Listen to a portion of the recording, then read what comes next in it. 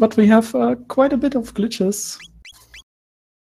For example, we have a unequipped glitch, we have some boss skips, we have a lot of RNG manipulation, almost all of the game. But first off, we start with renaming our characters, usually to one letter, and we do that in a certain fashion. We try to fill the name with blanks and then just set the last letter, which saves a bit of time. Classic Squaresoft RPG that like to draw out the names, so the shorter you make the name, the less animation time you have. May not seem like a big deal, but when you write names out 100 times or so over the course of a run, even a tenth of a second starts to be 10 seconds, so. One of those little optimizations they do throughout a run. The first thing they want to do is set the battle speed to 1, maybe change their controls, and most importantly, set the battle cursor to memory.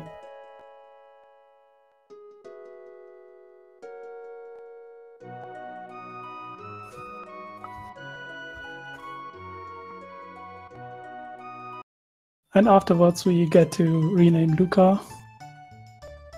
Also possibly down to one letter, but it depends on your preferences. It saves a bit of time.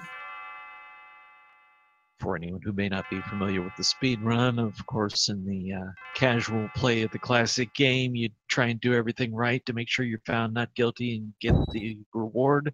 In the speedrun, we hope to get a guilty verdict, but it'll be a 50-50 chance on that, approximately. So things done in a different order and basically left to RNG. And we try to make everything we can that doesn't cost too much time. Like you saw them pick up the pendant first and then talk to Mal. Because if you don't do that, the last judge will actually give you not guilty. And they won't make any active efforts to get a guilty verdict just because it would cost you more time than it would possibly save.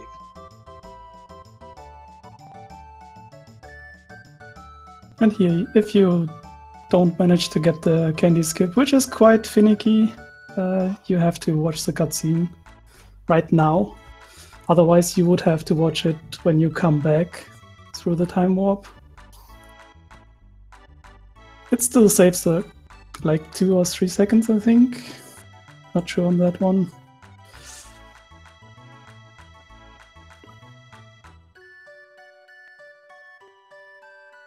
Go through the starting sequence as you're used to, except maybe in casual you jump on the telepad instead of just talking to Marley and having her do it. Exactly. You don't have to do that, and because it's a speedrun, we don't. Classic speedrun, skipping everything we can. As usual.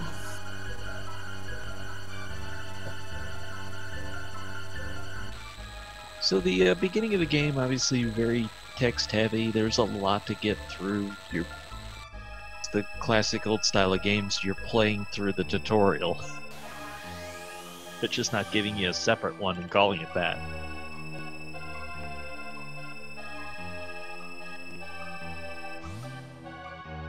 And a princess disappears. Nothing can go wrong with this, right? Exactly. Normal RPG stuff happening right here.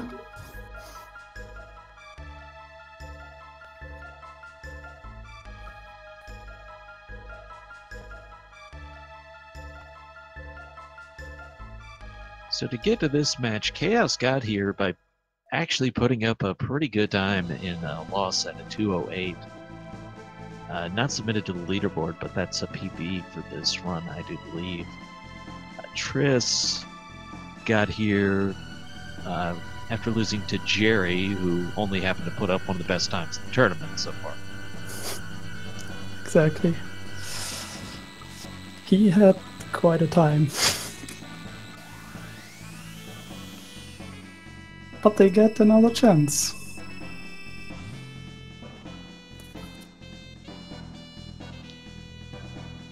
So we Fallout here in the past, we have the first unavoidable encounter, and then we're going to see the runners attempt our first encounter skip of the game very shortly. But first we have the first battle that we have to fight.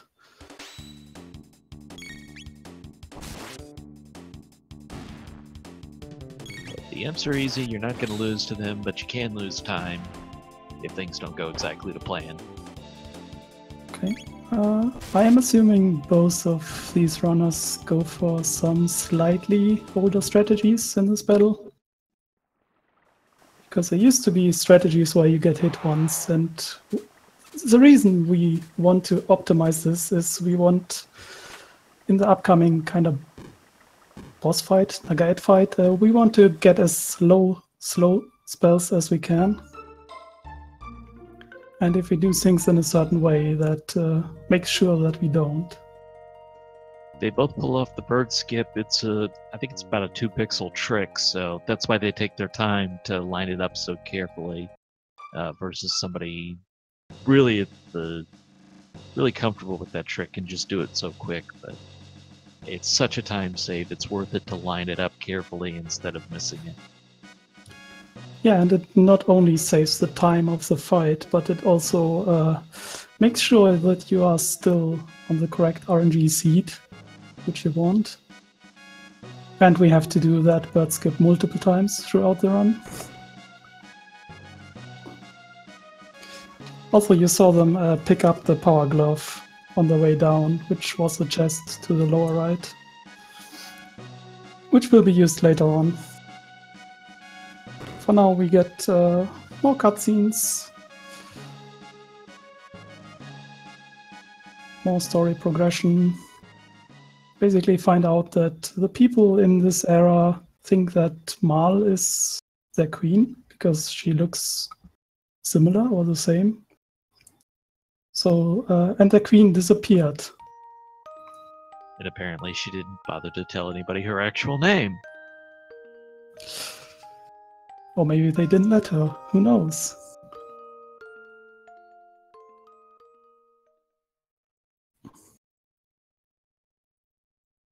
Also coming up, we get I believe what's dubbed the completely accurate biology lesson. Completely and then we accurate. get into the game proper. Also, cha0s named his Chrono Brono.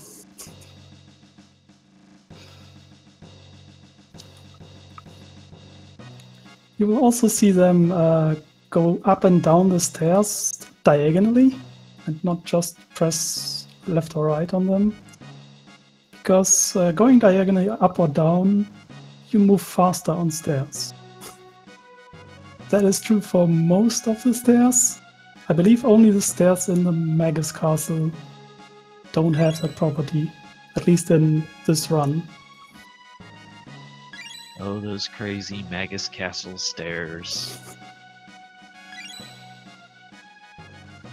As will become evident when we're there, it's one of the biggest nightmare sections of the run, I would say. So yeah, here's where we learn what I talked about, that their queen got captured and Marle appeared and they are like, oh well, I guess we don't have to search anymore. And we get a lesson on what happens if your great-great-great-grandmother dies when you are back in time.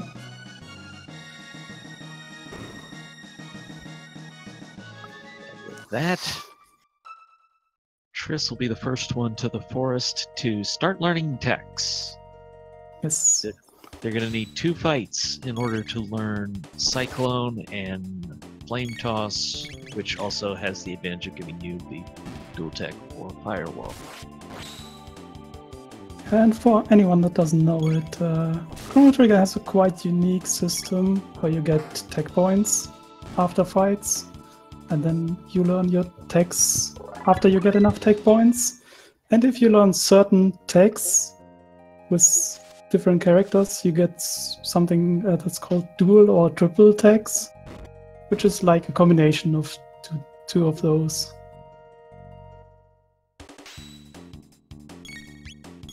So you end up beating 5 enemies, and that will do it. They come and take this fight in order to be able to pick up the tab here as well. Yes.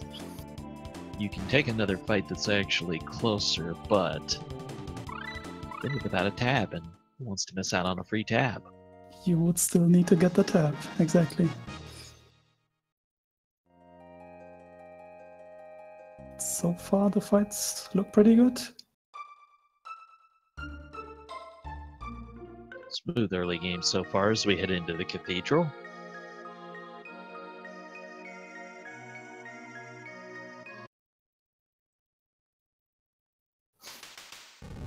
And this is the Nugget fight that we were talking about earlier. So what we don't want to see is slows. Ooh, bad lineup there. Only get able to get 2 of them.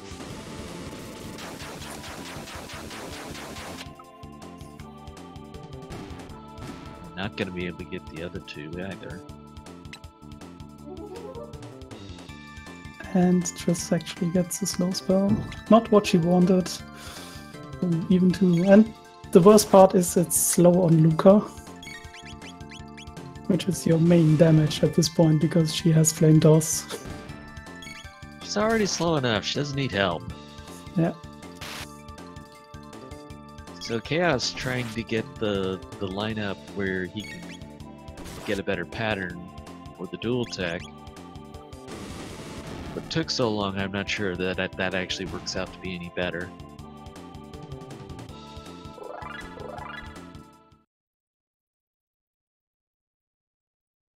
I guess she's going for double flame firewall, sorry. It'll take care of both of them, so...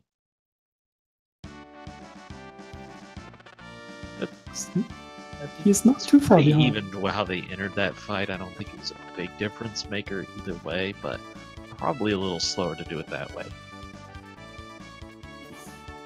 And here we meet everyone's favorite marshmallow, Frog.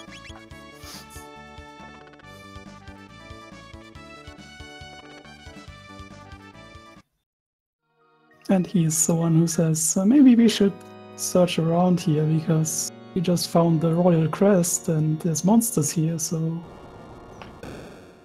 maybe there's something here.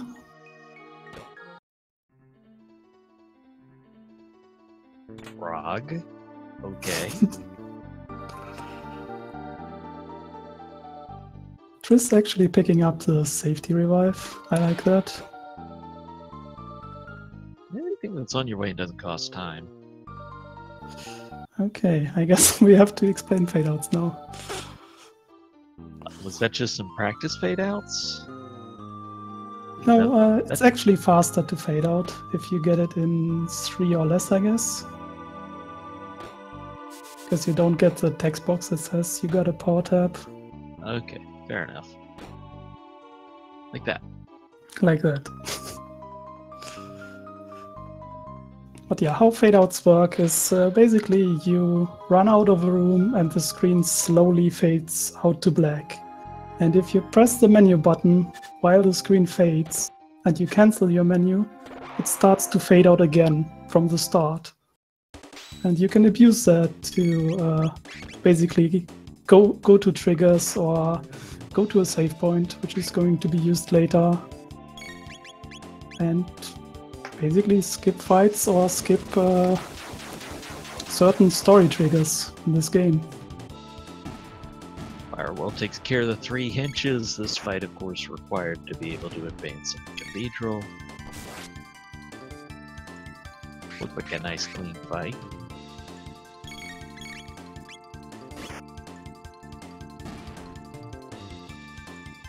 Encounter skips and menus, your biggest opportunities for time save in any run, so gotta hit your marks. Another opportunity to catch up is if you maintain your RNG seed for a long time, then you don't have to reload to get it back. And some of those reloads can be quite long, like 3 seconds and longer. Picking up an extra heal. quick through that section to avoid fights, and then picking up the save anywhere glitch. Exactly. It's the same principle. You fade out, you go onto the save point, and you trigger it. And then you can, because the transition still takes place, you're in the other room, and if there's no save point in the other room, you can save anywhere, basically. Also, the unequipped glitch coming into play to boost Luca's magic defense and the power.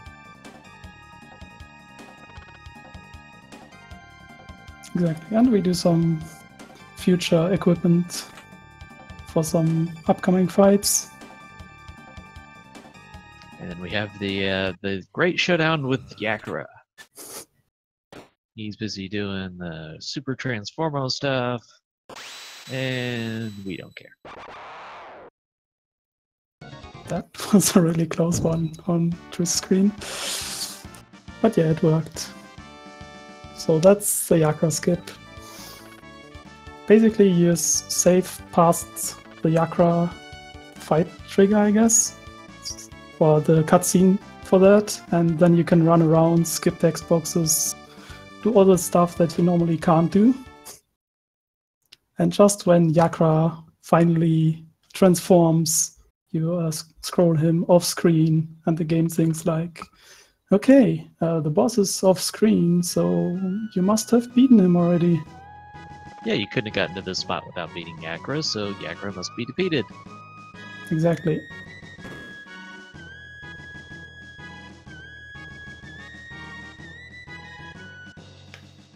So that's about a 45-second lead, it looks like now for Triss. It's about that between the end of the Yakura skip.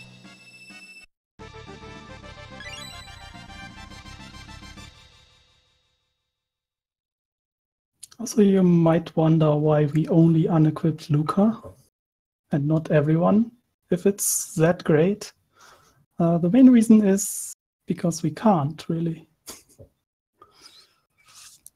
At least not for Chrono, unless we have a weapon.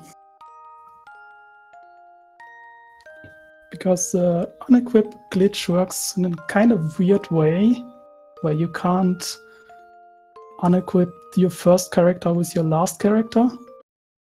So you have to do it kind of reverse, and for that you need a weapon and different buttons, basically.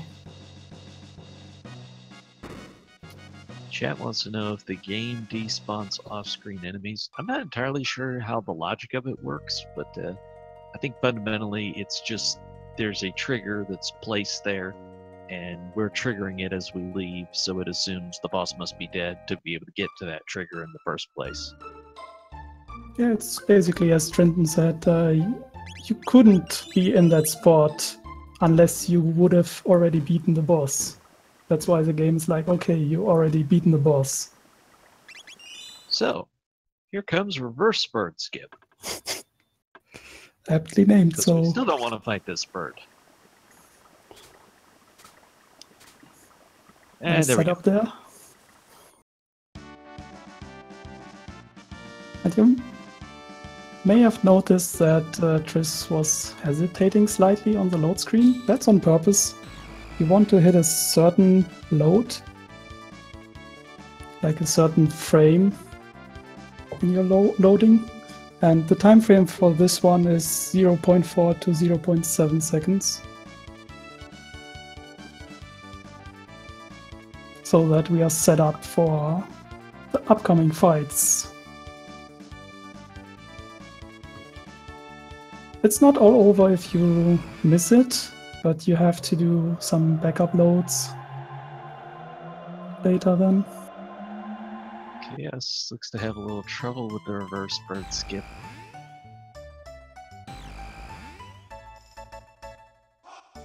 Third time doesn't go. Fourth time. There it is. There we go.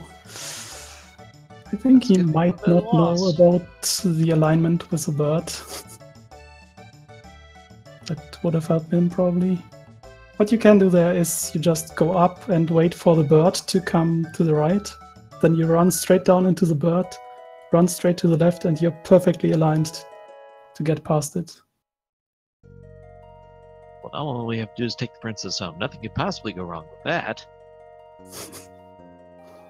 Exactly. Just more avoiding of enemies.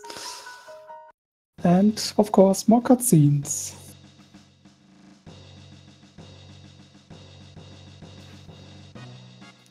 And after those cutscenes, we get everyone's favorite game. Is Chrono guilty? So the bottom line is each of the jurors are tied to triggers at the fair. So, for example, if you eat the old man's lunch, you'll get one juror vote guilty. Because we don't do the rescuing the girl's kitty or eating the old man's lunch, those aren't set the way they would be if we were taking the time to do the various options. So we'll end up with one juror decided, as I understand it, based on the frame of when you close a text box. Otherwise, the jurors are set. So It's actually the frame when the screen turns black, I believe. So when it fades out. But it's the same principle. We can't really control it. And for the jurors, the second one is the one that is the most random one. It's the one that is determined by this frame.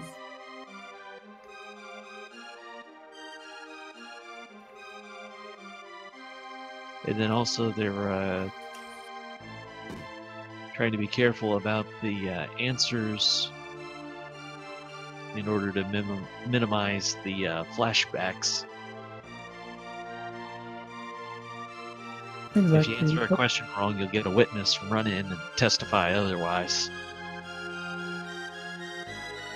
I think the first question, you actually pick the one where you get a flashback, but it still saves time. And for the second one, you just say, yeah, I was thinking about ransom. Of course, she's a princess. Why else? If you answer no there, you'll get the candy lady run in and say, I saw the whole thing. And Triss sadly gets not guilty.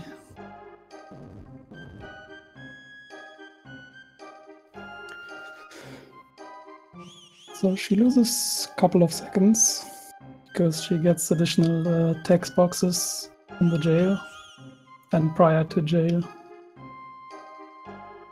You'd get the care package, but I don't think runners even pick that up.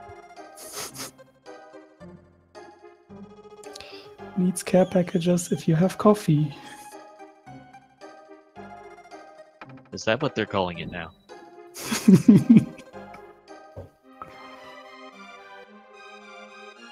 Alright, so Chaos going through the questions here. Not guilty on Triss' side.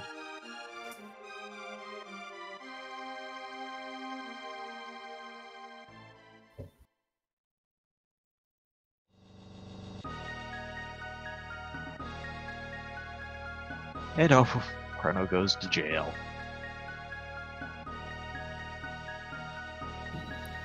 It looks like it's going to be guilty on Chaos' side.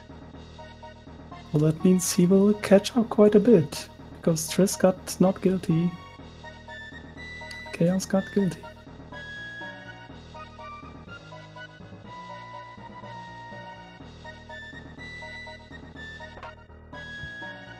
So, big difference here is that right there, the jailer and the chancellor are arguing about the sentence. Exactly, you get 3 more text boxes. It does not affect your RNG seed if you've kept it, but if you didn't, you could still reload here. Either way, it's still nice to safety save here, especially for a race. And Triss does it. Nice.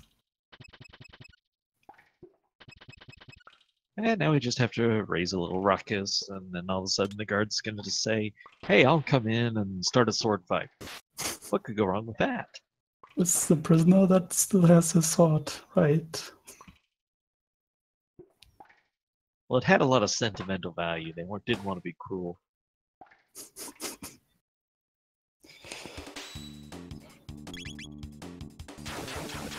In this fight, you cyclone the guard and nice.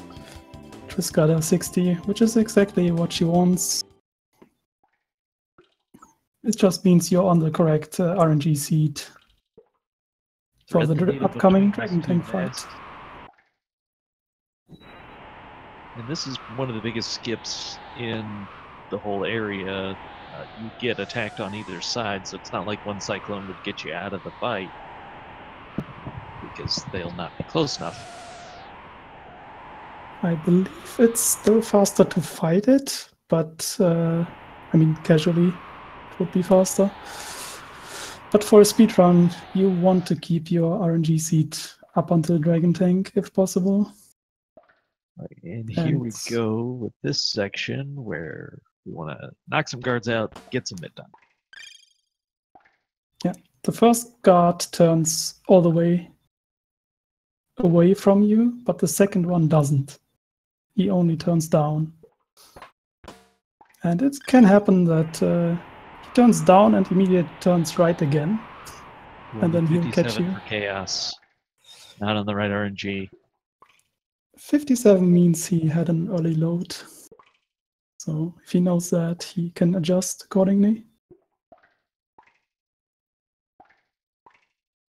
But as soon as you do that reset, anytime you had saved from the guilty verdict is gone.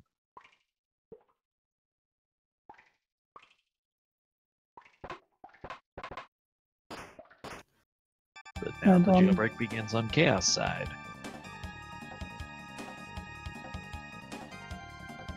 Let's see. You got it? Oh, nope. 57 again. Still early. And we get our first showdown with an actual boss fight. I think for him it would still be faster to try one more time with the reload. But he's just going for it. Okay. So on Chaos screen you can see the fight that we skipped then.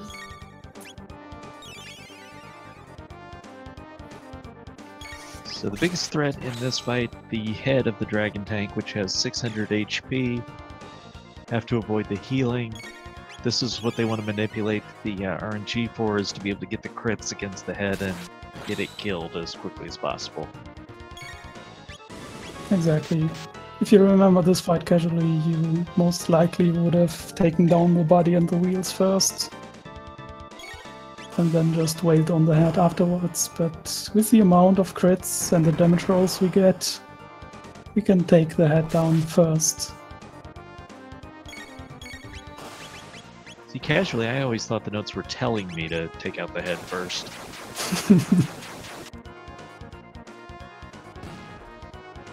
There it goes.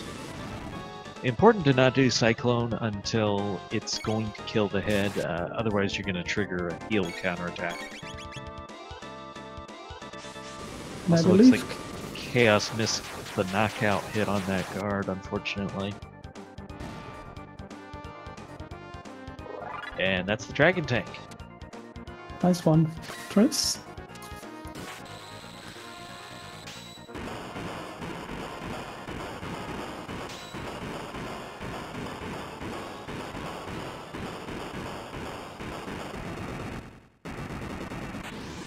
She will probably pick up the shelter in the next room. Yeah, there she goes. And then it's one more skip here. She got it.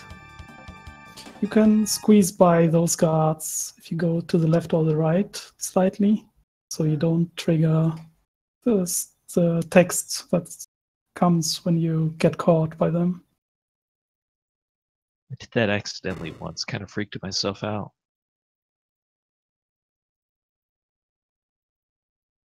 Alright, here comes the Dragon Tank for Chaos.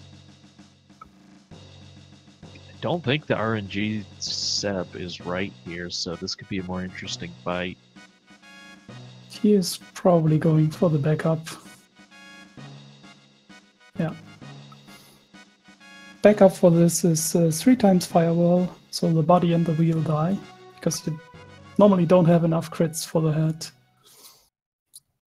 And then you just heal everyone and just wail on the head until it's dead. Well, it won't take as long when it's not getting healed. But you gotta live.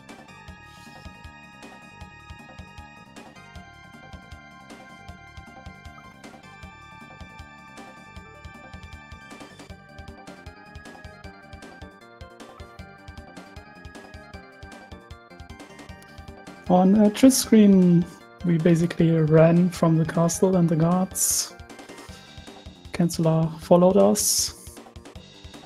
And we found this time gate here, which we don't know where it leads, but everything's better than being captured again, right? Well, you know what they say, the grass is always greener. But we also get Chancellor Whatface, which is one of the greatest things about this game.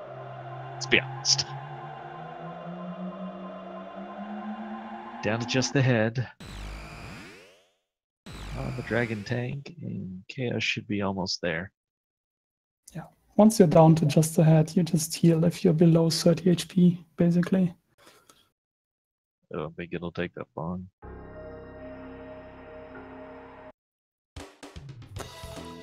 Right, on Triss screen, we are in the future now. We try to use the text box that pops up when the rat steals something from you. Like there. We try to use that to get past the encounters. It gets expensive though. It's very expensive.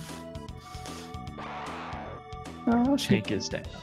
Did not go down far enough though, sadly. But it's a good time to explain running in this game. You cannot run away from almost any encounter. You just hold LNR and go into your menu and wait a bit. Including some very interesting times you'll be able to run away. But with the Dragon Tank split, it kind of gives us a benchmark to compare the runners. So it looks like Chaos running about 3 minutes behind right now. And over 2 hours, there's still a lot of chance to make that up. But 3 minutes? That is where we are right now. 3 minutes can be quite a bit in this game, but we have a lot of bosses upcoming. Anything can happen. And we also have the Commentator's Curse, of course.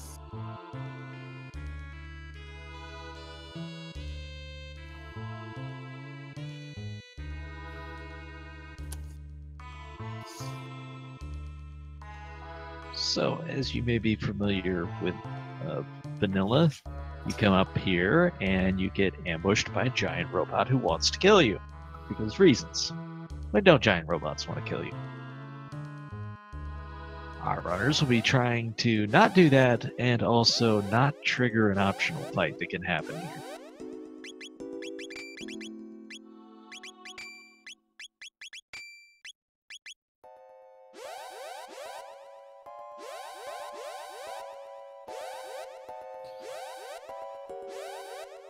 I think Triss actually accidentally equipped the side scope on Chrono.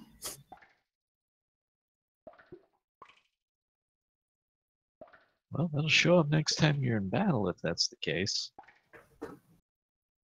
But it gets the Guardian skip. Exactly. The way that works is they hard-coded the X button, because that's your default menu button. If you press that, you trigger the encounter. As well as if you go past a certain line into the room, you also trigger it. But with the fade-outs and the change controls that we have usually, we can just go past that trigger and use fade-outs.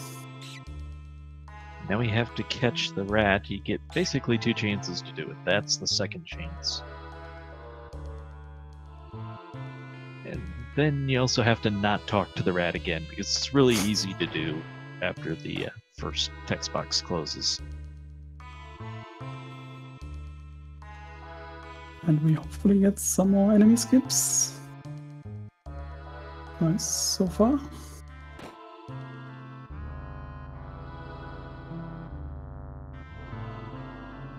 The time you have to save on these encounters is pretty tremendous over the course of a run, so the better you get at that, the better your run is going to go.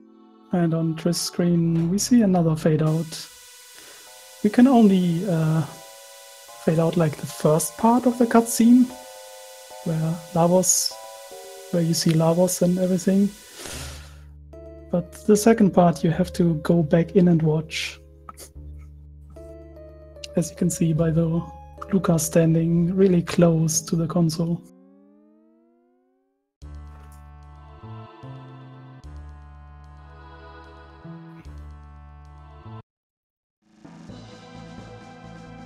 All right, so 3 teenagers, and they're going to save the world, because why not? Who else is going to do it, so...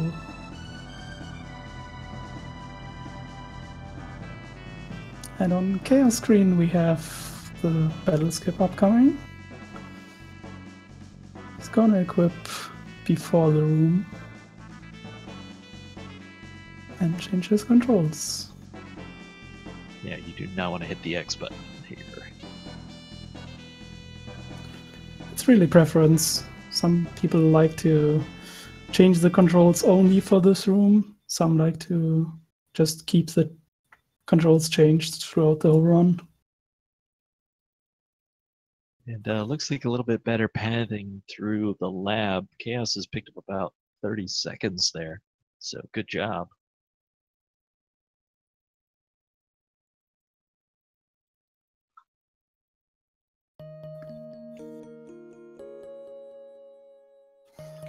And inside those ruins we found a seed, and we go to these people and give them the seed.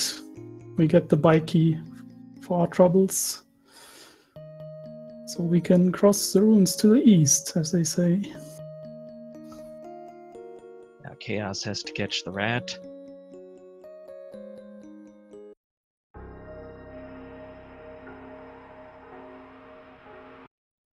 Ooh, got caught on the beams twice. Gonna have to go for the second try. The good news is I think it's easier to get it from this side. Even if it's the same path in reverse, I've always found it easier. Bottom side when I have messed up. It happens. If you're too fast on your inputs, you cannot quite cut the corners there. And thus, saving the world begins by racing a bike down a deserted highway. A couple different ways you can approach this, but ultimately what's important is when you have just enough distance remaining, be clear of Johnny and hit the turbo. You can try bouncing in front of him, which is slightly faster. You can bounce behind him, which is safer. Or you can just avoid him in general. But at about 40 rest, you want to stay clear of him and use your boost. Got it real close. I think that was about a 15 to 20 triggering the turbo. Calculated. Well, clearly it worked. That's the best kind of strategy, one that works.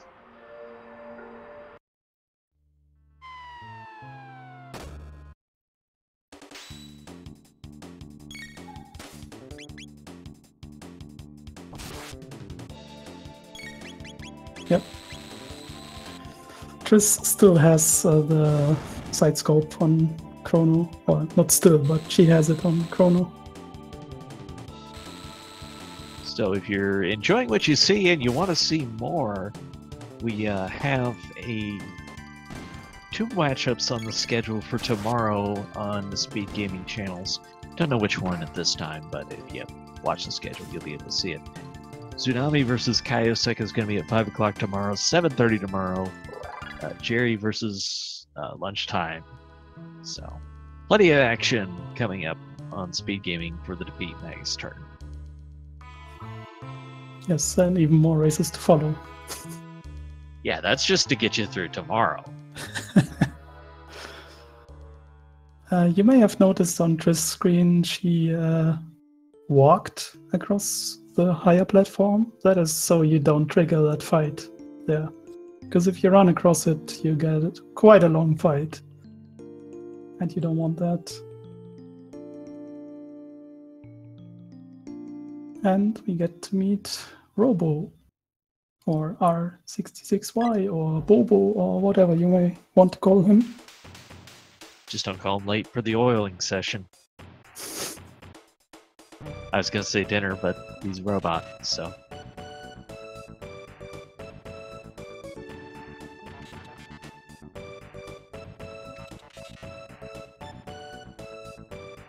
And I believe he's one of the characters that you don't have to rename, especially for the Magus race. So people like to have fun with the names. Niner. I always like 9.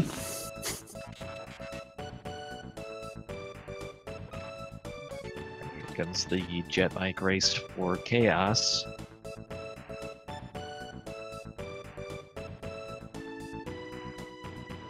Oh, he gets a nice camera.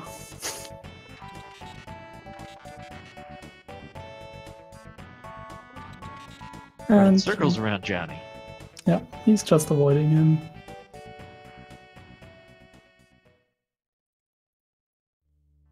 Because as we said, if you bonk from behind, you slightly slow down the race. But bonking ahead of him is quite scary, actually. So just avoiding him works. Clear hits the turbo, and that's an easy win.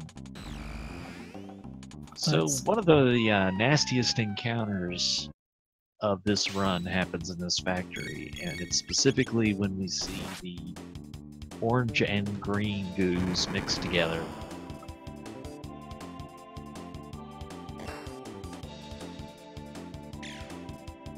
And as you've seen, they have 10 HP, but they have quite a bit of defense. So you can be surprised, but you can even crit for 1. Which is not what you want. Advantage to the glitchless run on this section because they'll put the Berserker on R66 and get through those a little faster. I see. And we get Here's another the instance next of fights we can run from. Oh, run away. Yeah, no problem there. No problem when we can run away.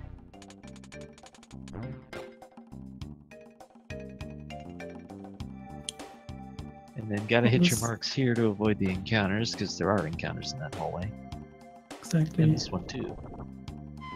Oh, got that one.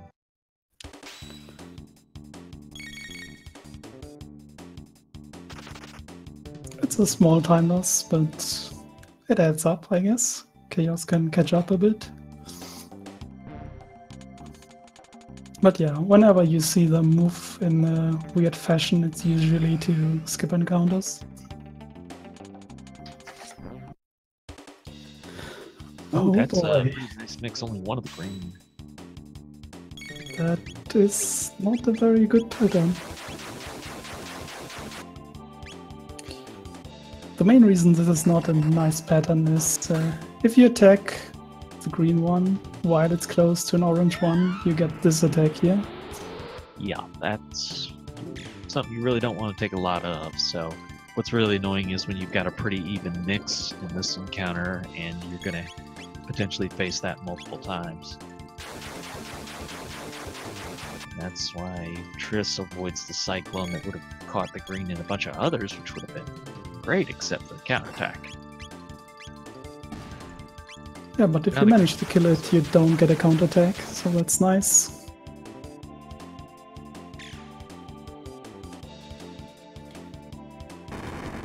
And Triss may want to refrain from using more cyclones now. Because for the upcoming boss fight, you need at least 8 MP with Chrono. That should only take, well, do you have a tonic in reserve? You would need Not an tonic in ether. Yeah, exactly. You would need to use an ether then, which she does. There it is. Okay. That works out then.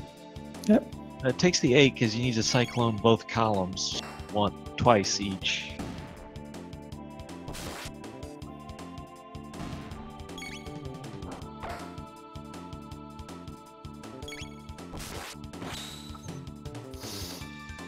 Nice crit there. How does lasers spin?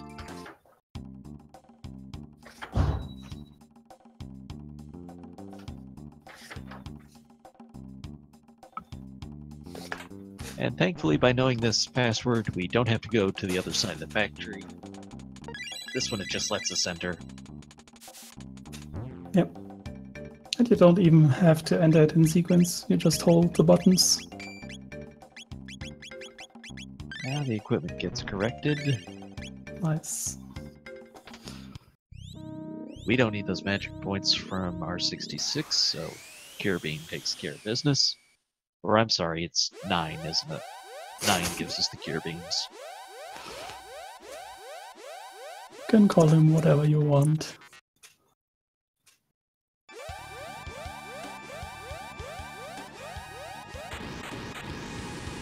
And Chaos gets the full skips through that section of the factory. Yeah, he was making really sure that he gets no encounters there. And 2 greens, not as nice on this encounter. I think his pattern is even worse. Well, you can see it there. There's no way to hit those with Cyclone without getting the counterattack. But that green should be far enough away to kill it without getting the counterattack. So that part worked. Yeah, and a Robo Rocket Punch usually deals more than 5 damage. Can even one-shot them if you're lucky, like this. So worse RNG on the encounter itself, but the fight went much better on Chaos side. The movement pattern worked out well. And on Triss screen we see why we didn't heal Robo. Because he gets almost destroyed, I would say. Wrecked but not totaled. Exactly. Which, you know, spoil alert in the opening credits.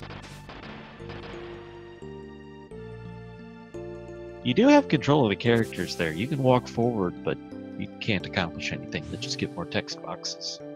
We don't want more text boxes.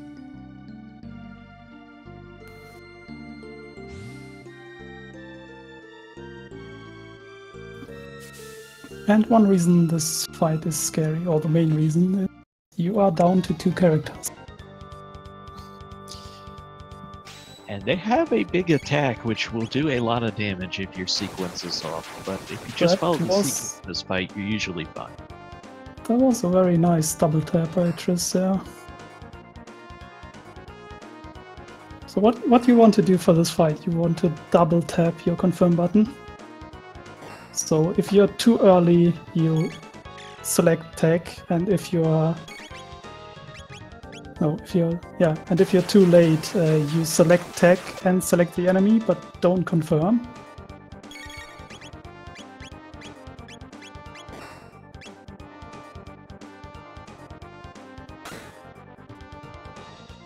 So this should take care of the second column.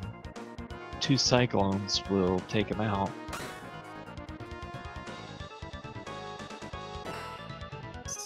Still scary.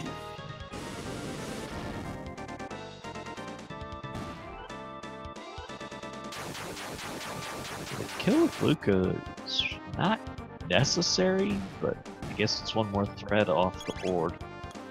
Yeah, it was how the strategies used to work. You would flame toss the front one with Luca. And so you only had 2 left, which ups your chances of surviving. But as you've seen, it's quite risky still. But she got through them. And Chaos is heading there right now.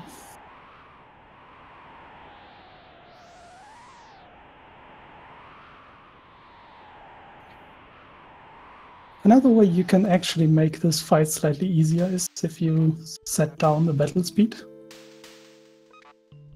I mean, right now we're on battle speed 1, which is quite fast. You can set it to 3 for this fight and then change it back afterwards. If you are sure that you can't do it otherwise, or if you are not as practiced with double tapping, I guess. It's a nice alternative though, especially if you're just learning this run. So, time to do things where there is no time. Triss takes the party through the gate, which is going to lead to the end of time, just as Chaos starts the R-Series fight.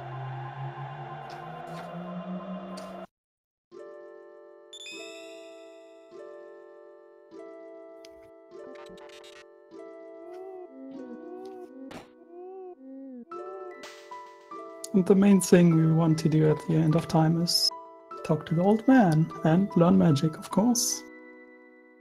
You can also heal at the bucket if you want to. So Chaos showing a little bit different strat here by not attacking with Luca, but instead using that turn to use a tonic on Chrono. Because Exactly, Chrono is what we need to keep alive. We have a raid! Thank you to all of you who have come in to join us as we are on the quest to defeat Magus. The mid-tonic is not always Chrono, I believe, or Bruno. You always want to mid-tonic the one that gets hit twice. Just to be safe. Yeah, the second heal wasn't... Oh, actually, missed the input, only got 2 of the R-Series, so there's 1 left. Well, then it is a good thing you healed. You will get a counter now. Of course, at home, you can feel free to walk around your room 3 times thinking magic. That was very close on Chaos screen. 1 HP is about as close as you can cut things. Exactly.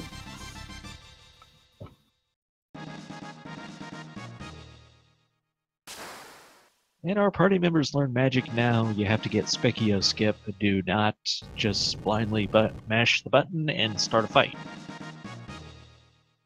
Yeah. And before we learned magic, we let Robo stay at the old man because he can't learn magic. Or let's say he already knows magic. Already knows attacks. Nice. Yeah, some of his attacks, his techs are shadow elemental. So we don't really need to, and we can't even teach him magic. And there's the cake. Cake and dash.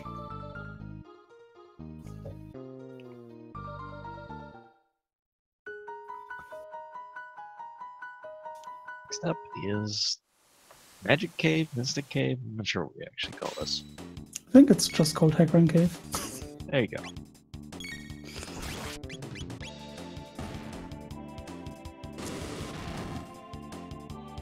Everything in here designed to be vulnerable to magic to get you to practice. And you learn Antipode. Yep. Assuming that you didn't fight Specchio. If you fought Specchio, you'd learn Antipode in that fight.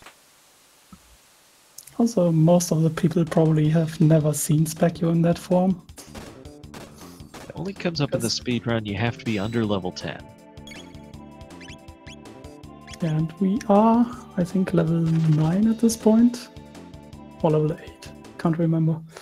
I We are it's only quite 8. low level at this point, so I think it's only 8 because you don't have the boss fight experience. okay. But yeah, we basically skipped every fight we could except for the first 2 ones to learn our attacks. If you're doing a 100% route, you'll still get Frog Specchio, and that includes fighting Yakura and the Guardian. But you still skip all the encounters. Oh yeah, you're skipping every random encounter that you can. Or I guess I should say not quite random encounter that you can. And on Triss screen we see another fade out to skip this battle here. Well done. And you can still feel free to walk around your room 3 times in support of Chaos' effort to learn magic. And always sync magic, of course. Don't mess up now. Nice. Everyone thought magic.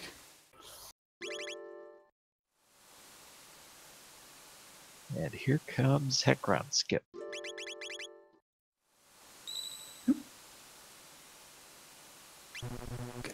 Get another save anywhere, or try to.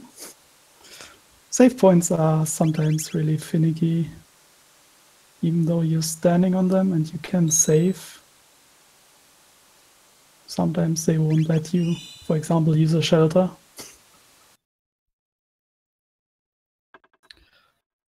And we set up the Heckron Skip the safe way by running into the far right corner, saving, resetting, running diagonally up to the left, saving past the trigger of the boss.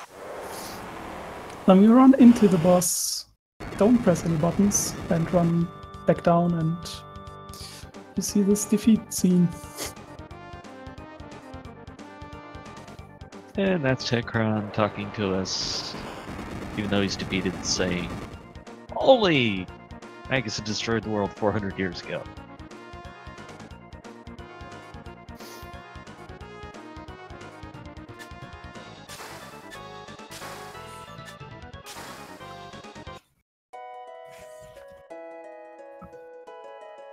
And I believe Triss is going to attempt the end of time save anywhere.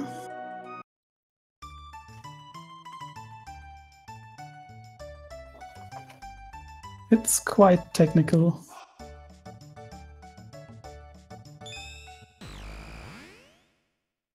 So Chaos now begins the Heckron Cave. That's basically the margin between the 2 runners at this point.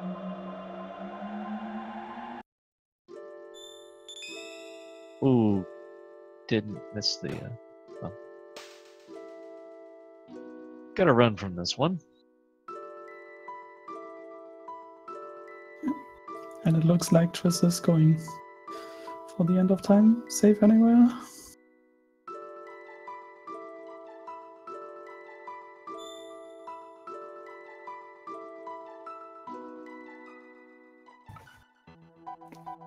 As I said, it's quite technical. You store a pillar by walking over it after you keep the text box of the old man. And then you go to a certain... oh, she missed it. You go to a certain spot, you trigger the text box, and you pause buffer at a certain frame. Time for bird skip once again.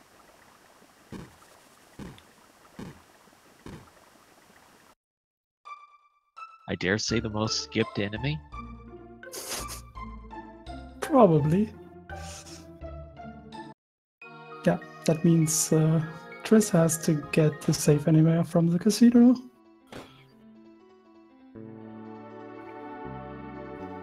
It's a nice backup, but it still costs a bit of time.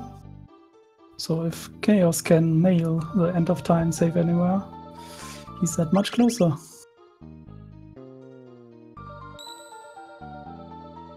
So this is to set up for Zombor's Bridge, which has 3 encounters. Who wants to go through all that nonsense? Exactly. And you also skip giving the guards their food rations. Well, it was only one piece of jerky. You didn't want them to fight over it. Yep.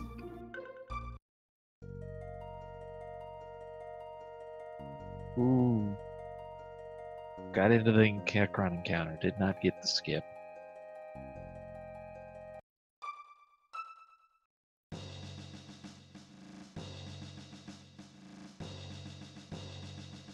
Okay, that looks better. Bye, Hecron.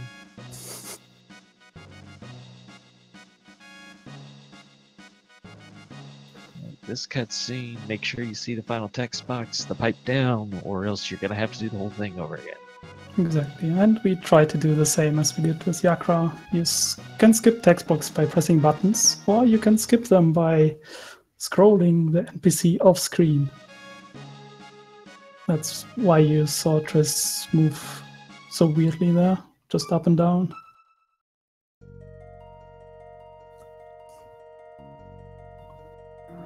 And let's see if Chaos goes for the end of time save anywhere.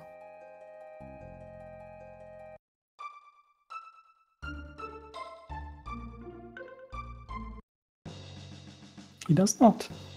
Okay.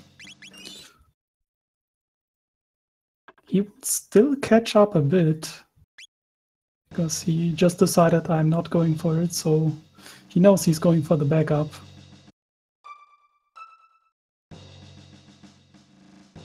Nice bird skip. And on Triss screen we see the guard skip, the first part, which is not too bad even if you fail it, because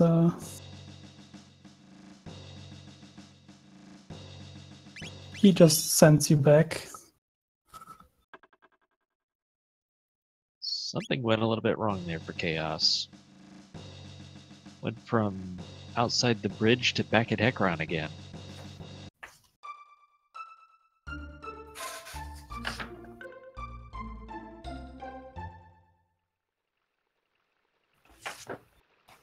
Alright, Triss got the Zombor skip, and now working through the Mystic Mountain. You got encounters to skip. Nobody wants to talk to Tata, so... Yeah. Denadoro Mountains is... we basically avoid all the enemies, set up our equipment, and just phase through mountains.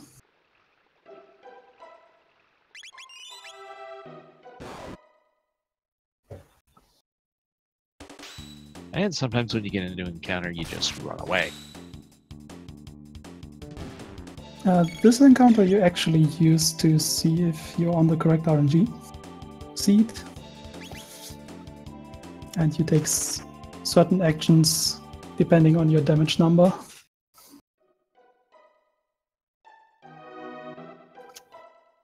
So this is for the Masamune fight with Chrono on Berserker, which is quite scary. This mountain, as you play it, you'll find you're constantly trying to do some precision movements because there's a lot of moving enemies. Now you'll see them, but instead of being stationary for you to skip, they'll be moving and you have to anticipate where you've got to be to skip. And every time you see Triss move weirdly, she is skipping encounters. That's a tight window off the end of that ramp. And there's one other really tricky one here. So a tab into the leaves.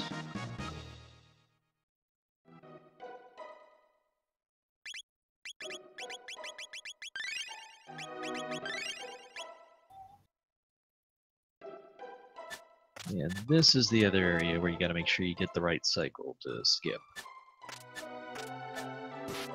And that wasn't it.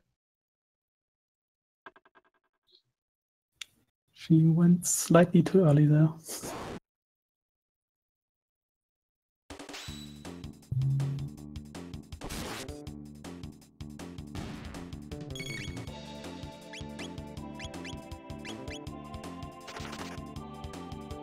I believe Chaos has gotten the Cathedral safe anywhere by now. And is going to get the Jerky. And also attend Zombo Skip. Yeah, this is almost back to where he was. I only saw a flash of it, so I'm not entirely sure what happened, but Chaos was outside the bridge. And then after a reset was back to Hekron. So lost an unfortunate amount of time there. I don't know what happened there then. Yeah, he had to get the Hekron skip basically twice. He has some time to catch up though, because Triss is having some problems with this encounter.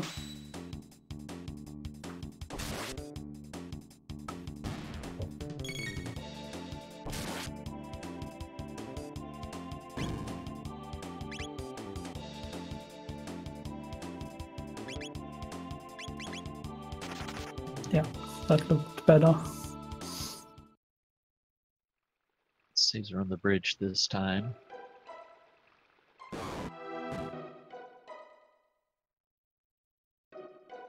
second part of Zombo Skip is slightly more difficult than the first part.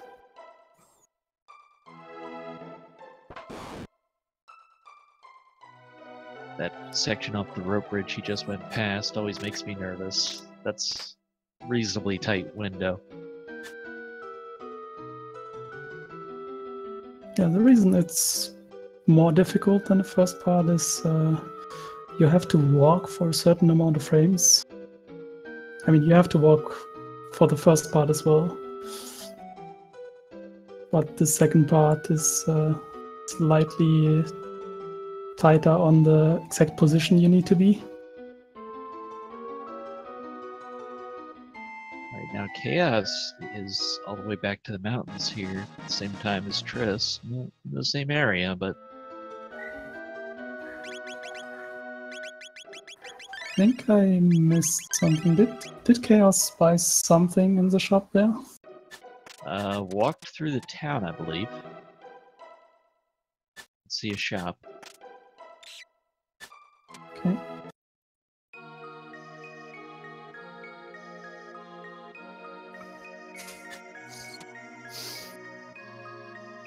Gets the unequipped glitch on Chrono.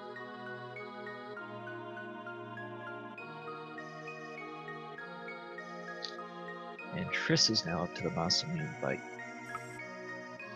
Fun fact about the save point you're seeing with Chaos is by saving where he does, the whole 3D thing is a bit of a stretch for the audience. So it just says, oh, you must be on the second.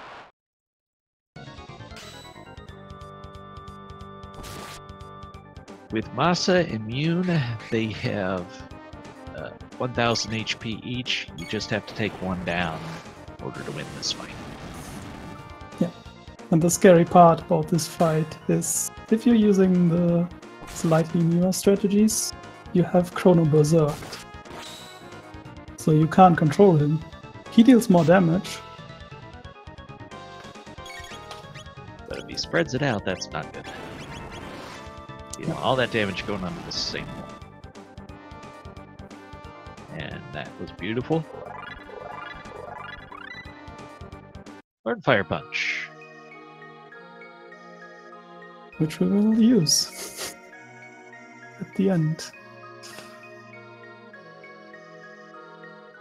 Also for the combined fight, you want to do all your inputs during animations.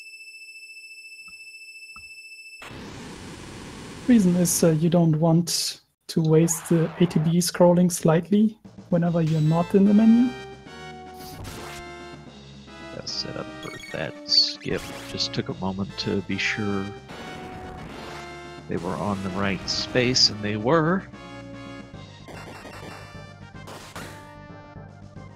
So Masamune combined is 3,600 hit points. Deal with. And if you remember it casually, after some time he goes into this stance where he stores wind energy. And we try to avoid that entirely. Okay, because here's a big chance for chaos. Trying to make sure the outlaw's on the right cycle before he moves.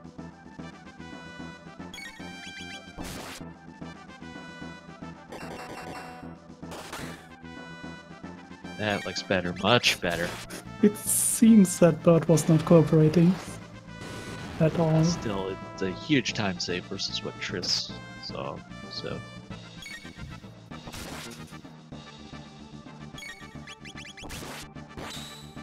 That was a lot of time that Chaos was able to catch up. Now it comes down to executing on Masamune.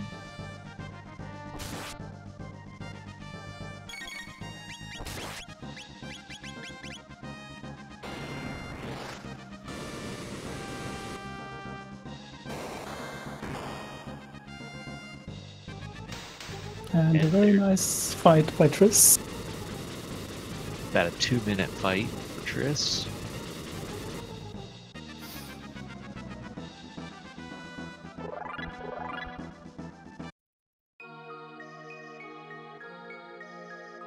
Chaos, meanwhile, dealing with Masa and Yun. He caught up quite a lot though. Yep, in the Zombor fight, we were basically talking about a 5-minute gap. And we'll see what it is when Chaos starts this, which is going to be roughly now. So, cut that down to about 3 minutes, it looks like. Or actually, like 2.5. And I believe he did part of the unequip already, so that saves a couple of seconds as well. Yeah, so that really boiled down to Triss not getting the, I don't know what you would call that encounter, but that one that's right before Masamune took 3 or 4 tries.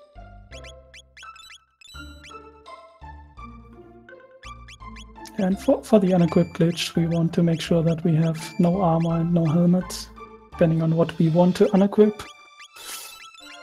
Because otherwise it just forces you to equip that.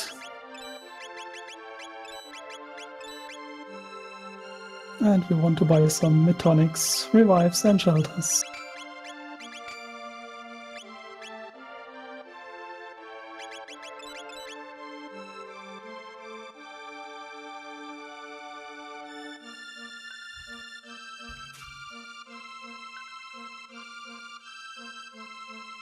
Ooh, Luca is down.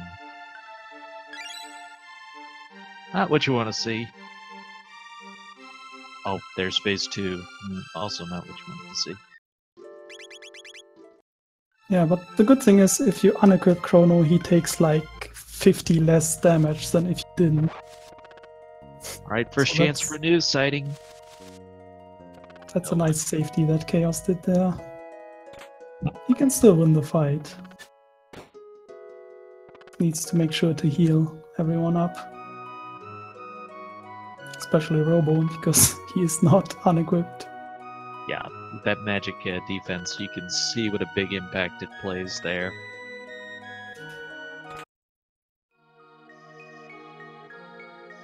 This is going to be a slower fight for sure.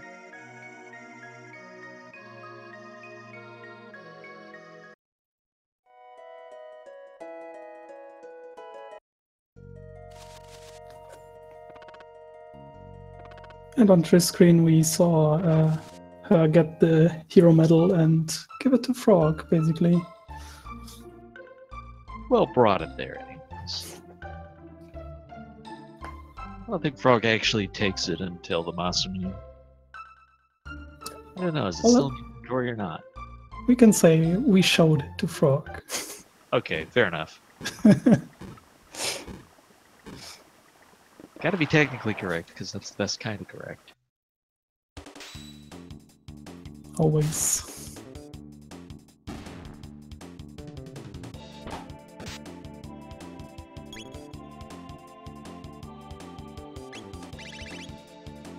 It seems Triss forgot to unequip the Berserker from Chrono. And there's the boss being down. So about an extra minute on that fight, but still He's whole about, section there. I believe, Chaos able 4 to take up- minutes. Yeah. Yeah, about 4 minutes behind. And we still have one of the trickiest parts of this run, in my opinion, as you're learning it, is to learn the skips of the Tyro layer. And I'm including the forest maze as part of that. Yep. Forest Maze has a lot of encounters. But first, we want to talk to Melchior. Well, talking to him is a bit of a stretch. We want to fade out Melchior. We want the game to think we talked to Melchior. Exactly. And Triss is not even going to check. Nice. What you can do there is if you talked to him and you save, your save file gets a different name. That's how you know that you got the fade out glitch correctly. We go from, I believe it's Tata and the Frog to Rare Red Rock.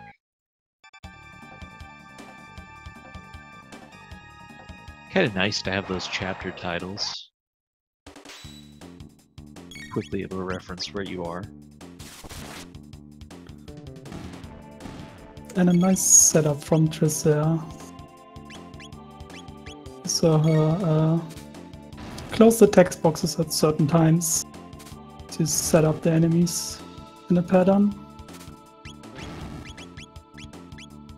Chrono is down. Just asleep though. Just resting his eyes.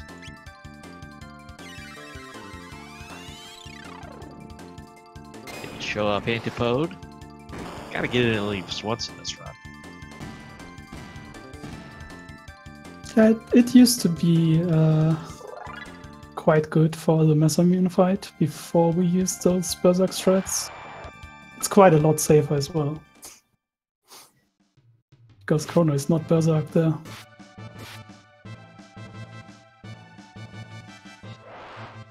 It's a little bit this slow happens. though.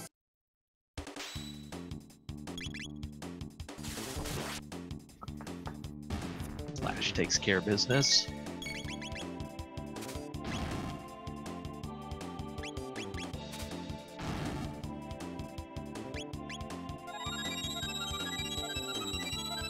Oh, that wasn't a sleep, that was an actual kill of Luca.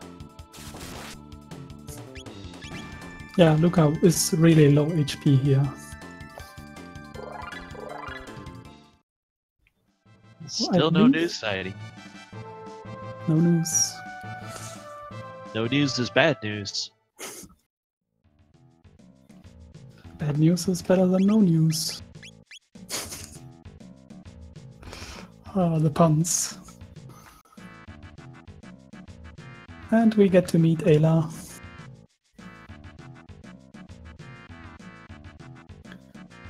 I think Triss might want to reload, backup load for the upcoming boss fight. I'm not sure if she wants to do that reload before the lair or just before the boss fight. It's preference.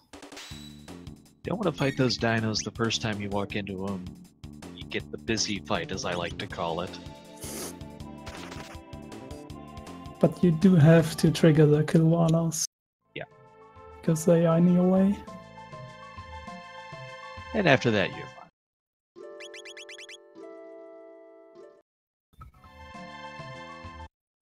Okay, chat, so while we have a little bit of time here to kill, how about this? When you were doing your casual runs, who did you take as your third party member for the next section? And to bring Chrono ahead, to bring Ayla, who was your choice for the third party member? I don't think I actually remember. It's been too long ago. I think I brought Robo. I liked having the healing.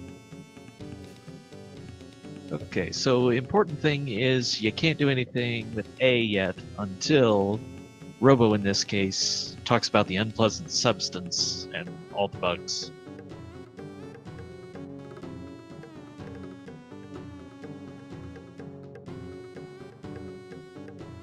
But you have to talk to Robo first. You can stack the texts with A together.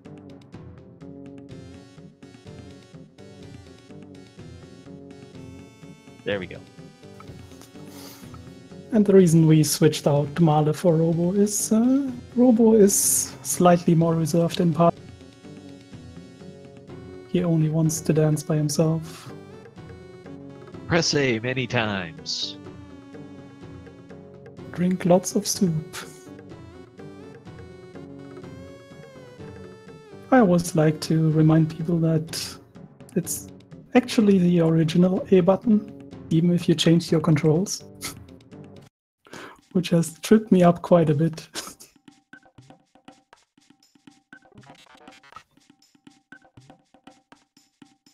Alright, we wake up the next morning and the gate key is gone.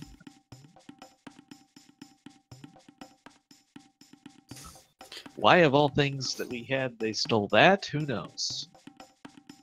They didn't even know what it was. Apparently it was the most shiniest of things.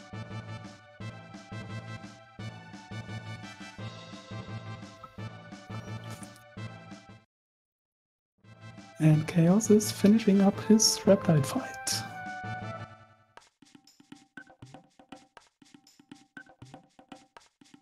So he also gets to meet Ayla.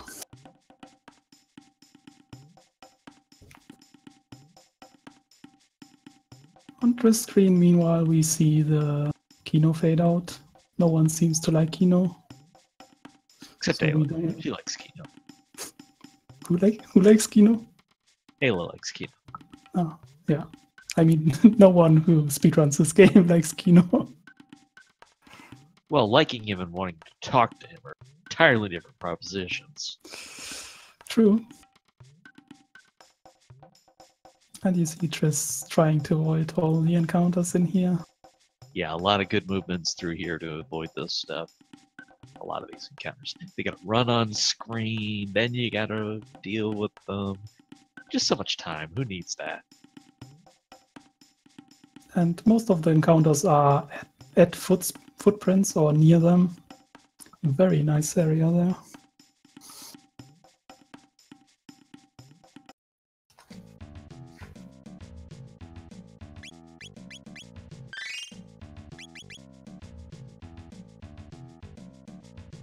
Okay, Chrono a heal. And now we get to deal with some dinosaurs. Not nearly as fun as it sounds.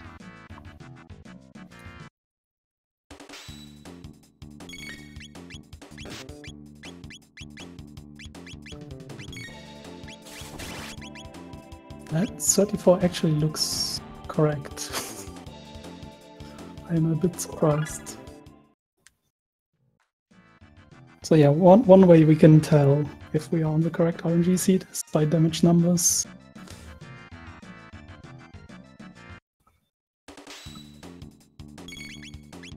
We got a Megasar in our way.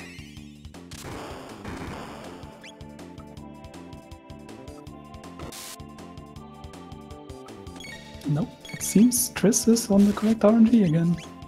Either I missed a reload or it just fixed itself. That's also sometimes happening.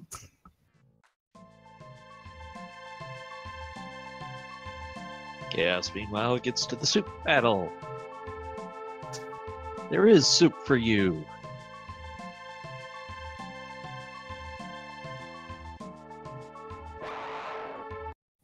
There's thunder for me. Hopefully that's not coming through.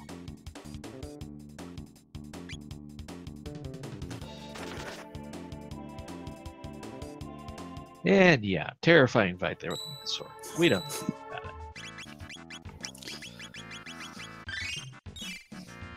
And on Triss screen we set up for the Mispel fight. Which basically means we give Chrono the magic scarf. We unequip Ayla's Ruby West and give her the Berserker.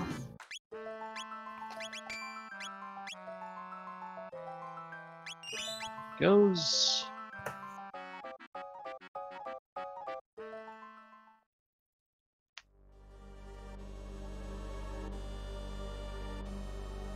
It's one of the longest sections of the game between bosses. And they come fast and furious from here. Yeah, usually you get into encounters in the forest maze, but speedrunners try not to. So you haven't fought in quite a while. A Dragon Tank to our series would be the longest stretch.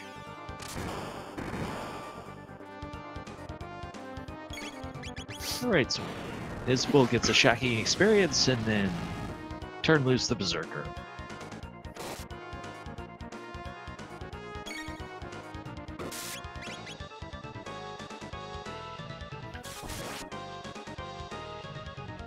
And of course, for every boss fight we have a script. So we know exactly what is happening. If we are on the correct RNG seed and we execute correctly. The electric release, not nearly as scary with the unequipped glitch. Taking a lot less damage from these magic attacks, so anytime we're dealing with a magic dealing enemy, we're in pretty good shape.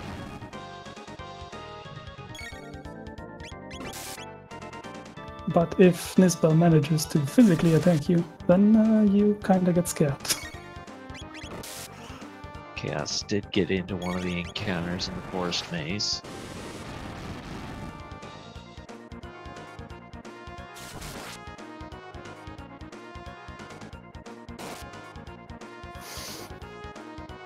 A bit of a contrast there. Triss did a mid-tonic just to heal Chrono. Chaos did a shelter to full heal everyone.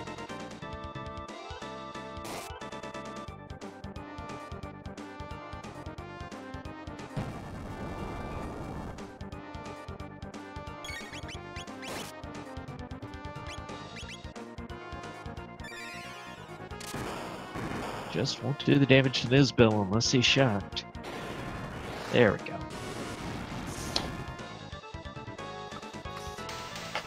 And that's fight. Nisbel is one of those fights where you can even kill him reasonably fast if you're off your preferred RNG seed. So as long as you keep him like shocked with lightning, everything is fine.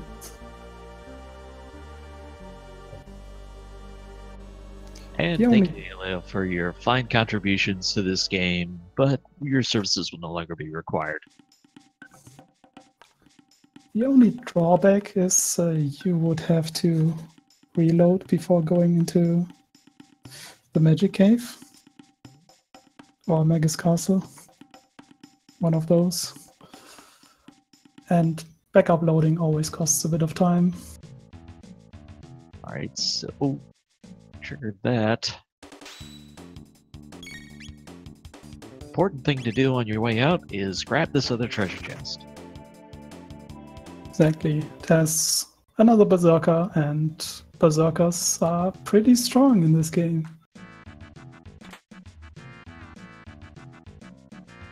And unfortunately there's no chance to get the one off of Ayla before we leave.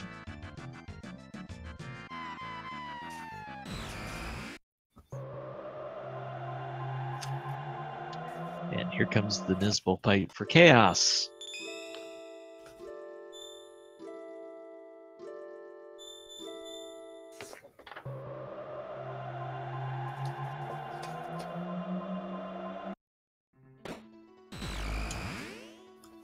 Triss is now trying to go to all the story triggers that you need to go to.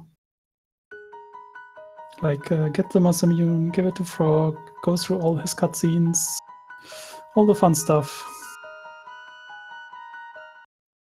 Question, chat, are there different routes for the game, or will everyone take the same? It's basically going to be the same route as far as the category goes. So this being the Defeat Magus category, not really a lot of variation. Yeah, for this category, there's usually just some variance in how you fight. Like, there is some difference in the any percent and the 100% routes with how you tackle bosses. And some people like to take those approaches into the Magus route because they're just used to it. Like if you're used to 100%, you don't want to learn the any percent strategies for that one fight. And obviously, if you play glitchless, it's going to be completely different. Exactly.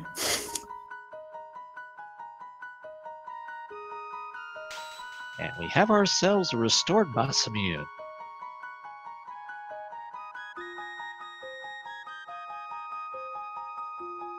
And never feel bad about asking a question, because we have a great pro here like V-Man to answer.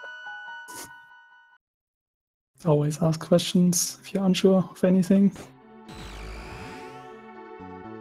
This bullfight in full swing for chaos.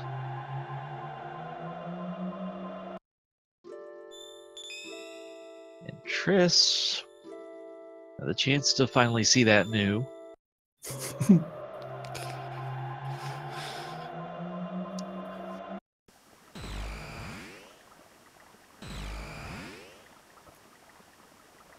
And one more time, the bird skip.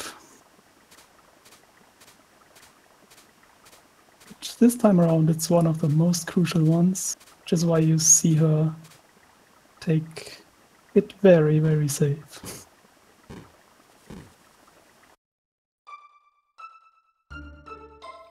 And the reason it is crucial is because you have to remember it after all those cutscenes that you failed the bird skip. And then do the backup load.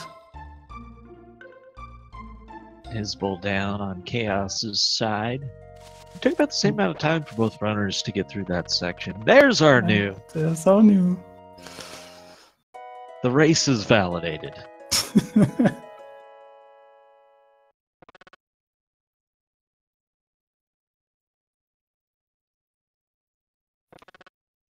You've seen on Chaos screen this slight diagonal movement after talking to Ayla. That's just to skip some text boxes. Anytime you see weird movements, you always try to skip something. Now Triss will have to deal with the most cutscene intense section.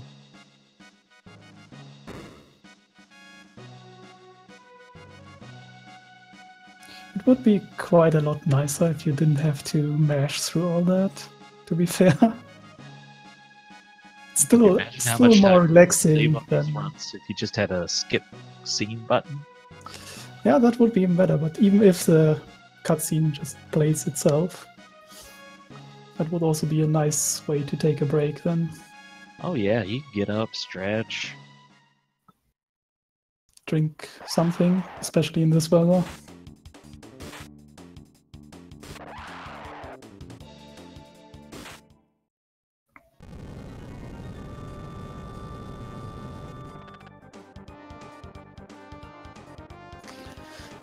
Bots giving us links to all the schedules for Speed Gaming. Be sure to check that out to see what's coming up that you may be interested in, including more of the Defeat Magus tournament. There's plenty of that ahead, including 5 o'clock tomorrow for the next race. That is Eastern Time. Convert as you will.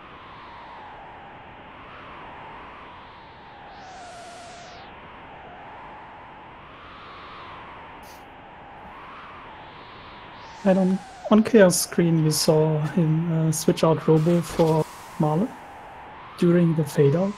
The reason is in this cutscene with Maikia, you see Robo do some stuff, have some text boxes, all the things we don't want in a speedrun. So by taking him out of the party during the fade out, the game still thinks that we went into the cutscene with Robo, but he's not there. And then magically reappears and gives you the Masamune. Works for me. It's set up in vanilla to either use Robo or Luca based on who you have in your party. So they're getting the best of neither world.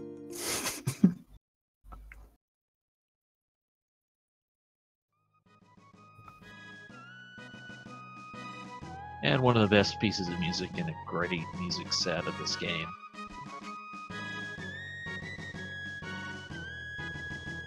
I actually agree. I have been listening to some of the tracks that have not been released for this game, for the SNES version that is, and they are quite nice.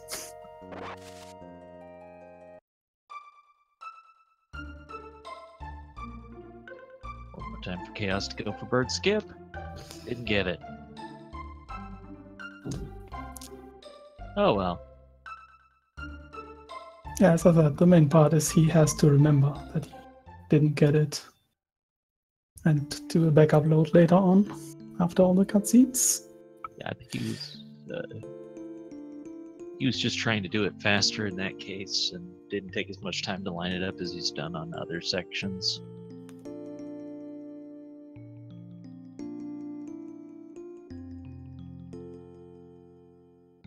I mean, it doesn't make or break anything, it's just slight time loss.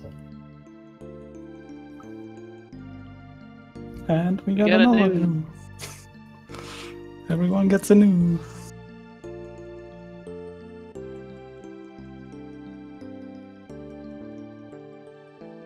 They just had to save it for the end.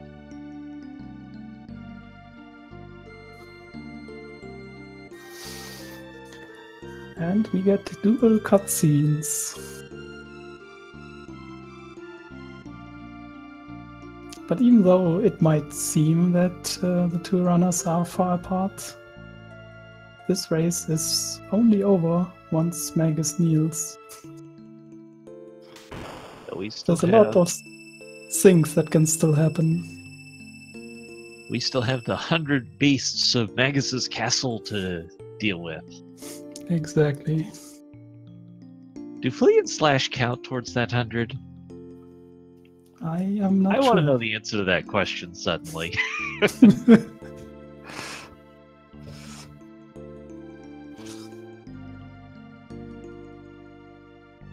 We also won't be fighting 100 of them. Spoilers. No, that'd take way too long. This is a speed run.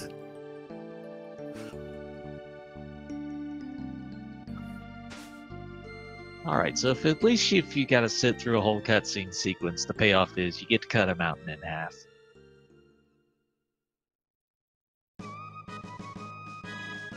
And you get Frog's music again. I mean, what else could you cut a mountain in half to? Gotta have the right soundtrack. Good point.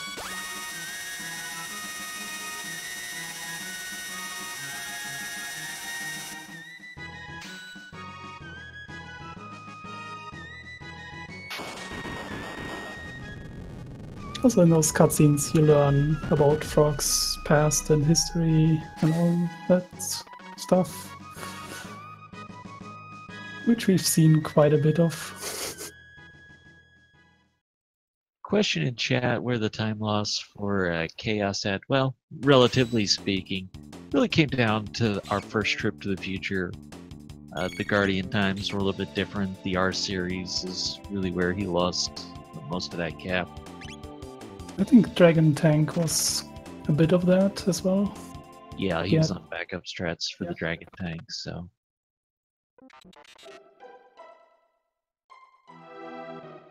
Just been little things. They've both traded some time here and there.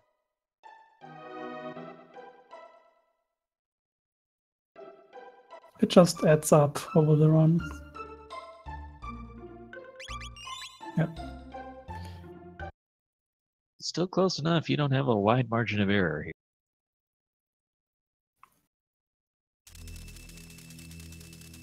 In particular, there's some areas here that are just going to be really time consuming if you don't get the right execution.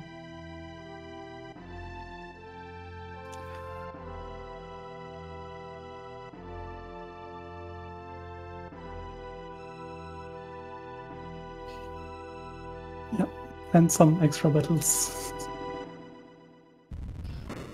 It's not a lot, as I said, but it adds up. And Triss is apparently just gonna go for it and see if she's on the correct RNG seat. Or maybe she knows. Can also, what you have to do is you run into the end of one screen and run back, do the same to the other side and run back again. You could also save afterwards, so maybe that's what she's going for.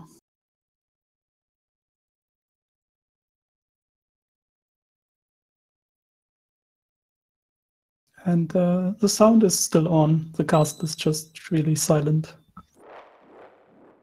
Until we get Ozzy laugh. Vastly inferior to Kefka laugh. But so is Ozzy.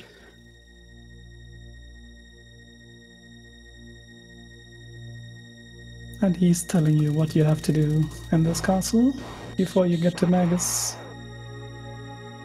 And in this first fight, we basically recognize if everything is working out or not. Which it is, apparently. What you want to see there is either 45 or 46 on Frog. That way you know you are on the correct seat. Takes care of that group. And we learn X-Strike, finally. And we have one last equipment change. No, not last. We still get one more later.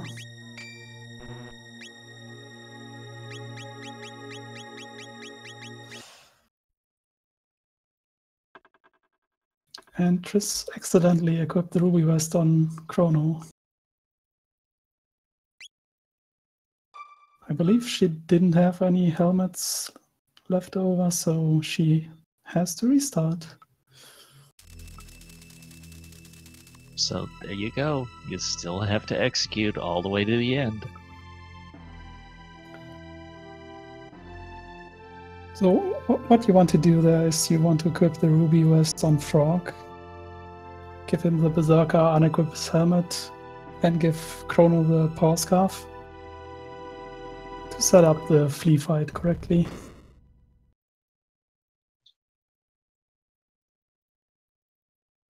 It's just one more way to catch up for Chaos, I guess. And he is at the end of the cutscene as well.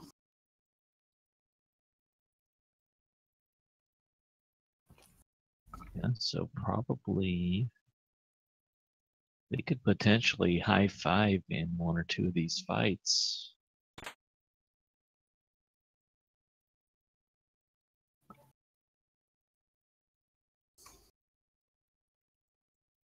I do believe Chaos has to reload though, because he didn't get the bird skip.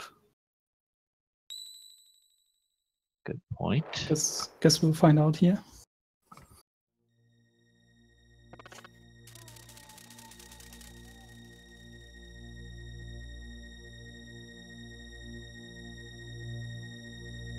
That actually looked correct, but he accidentally attacked, so he has to reload anyways.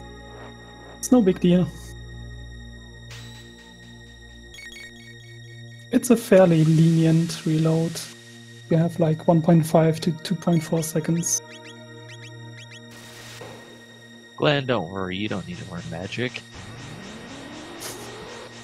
That's totally unnecessary. It would take extra time. Be that magic you use.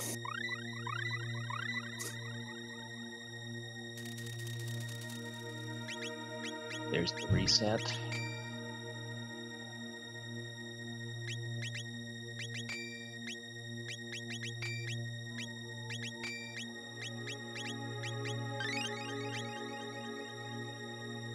Much better that time on the setup. Okay, I guess that Triss got hit by 2 rats then, if she used the Metonic there. And flee? Question mark? Question mark.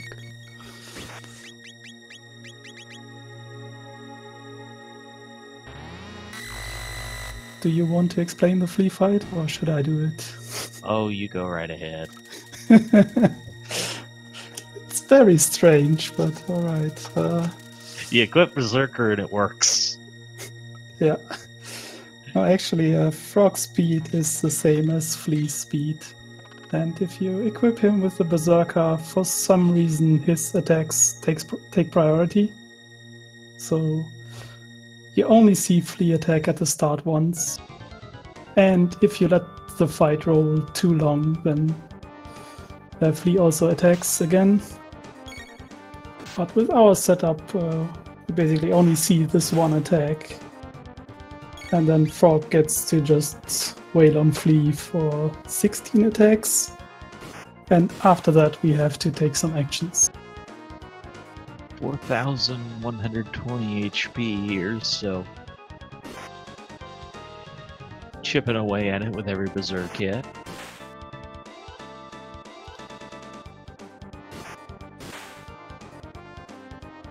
I actually like to count there.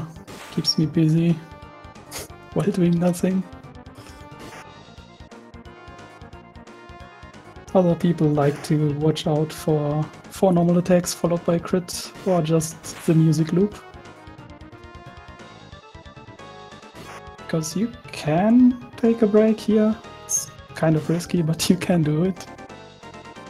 I guess it depends on how much you really need to. Exactly.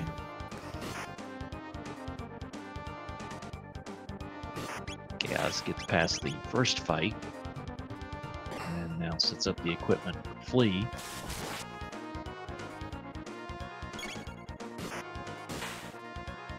He caught up quite a lot, actually.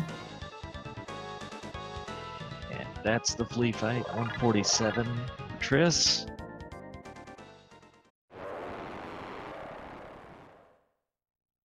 As Chaos gets to Flea? Question mark? And as you said, they can high five. One gets into the room, one gets out.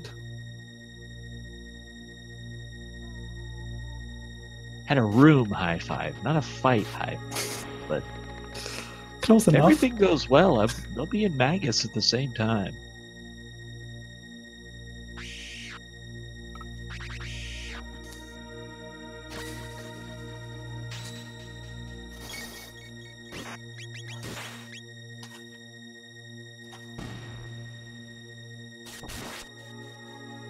I always thought they did such a great job setting the atmosphere of this castle. Just the music tone. First of all, it gives you the silence, and then it gives you this for music. Well, it's just one pitch over quite a long period. They do the little run of notes in there.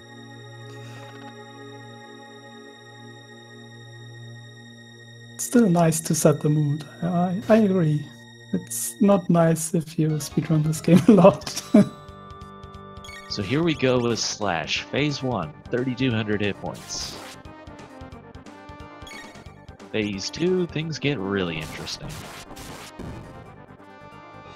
And we have a script for both phases, of course. So if we execute correctly, we know exactly what is going to happen and when it's going to happen. Also, this fight built to give you visual cues based on Slash's movement.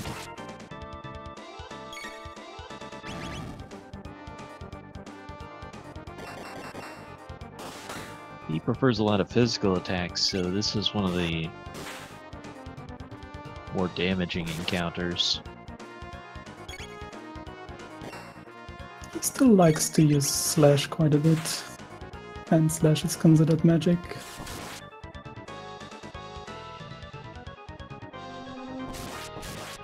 Especially in the second phase, that is. And Chaos is done with Flea. On the other side. So this is a 2-minute gap now. Approximately. I never do exact. Takes too much trouble. That's phase 1. Time for phase 2. Big HP jump. Now it'll be 5200 HP, which is the most we've seen so far. And if you combine the two, it's actually even more HP than Magus has.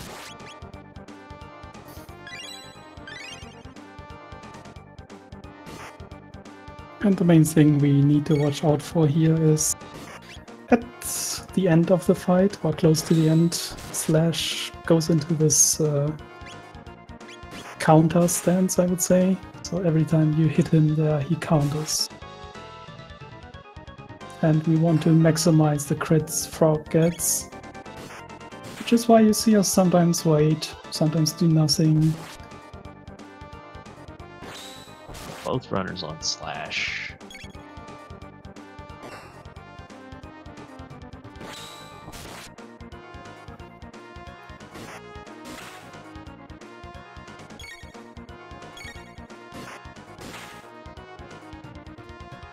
Still a lot of this castle left after we get past this fight, but this is the biggest obstacle before Magus.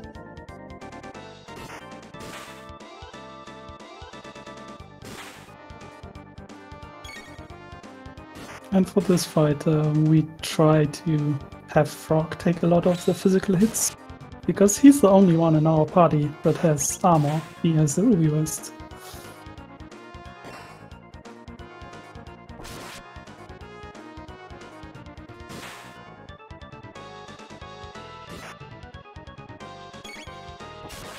Everything looking pretty good so far.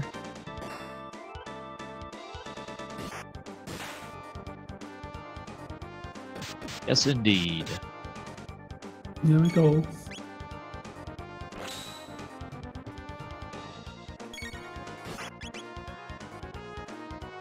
And there it is. It looked quite scary, but it's all calculated.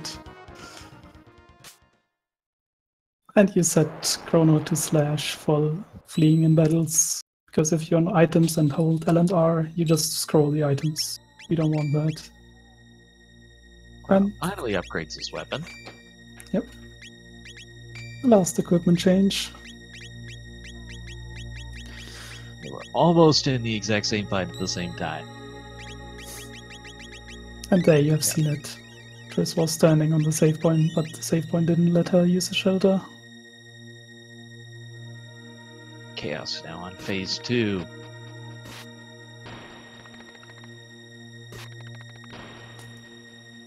So now the quest to get through this castle begins with the Hall of Unavoidables, as I like to call it. Unavoidable doesn't mean unrunnable though. Yeah, it doesn't And mean we we have just- to fight them, it just means we can't avoid getting into the fight. Exactly. We just run away from our 4 fights.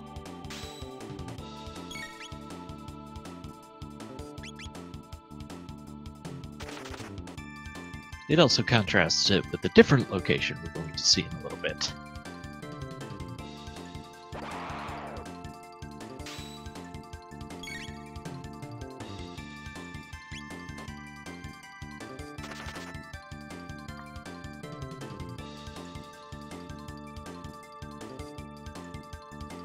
That 5200 HP, boy, feels like it takes like a long time when you're in the Slash fight. I don't think you can actually think about that. You just look at your script and make sure Just that keep you going. do everything correctly.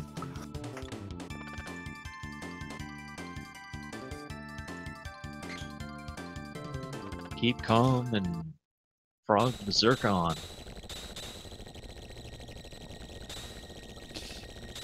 And we get into the room with Ollie.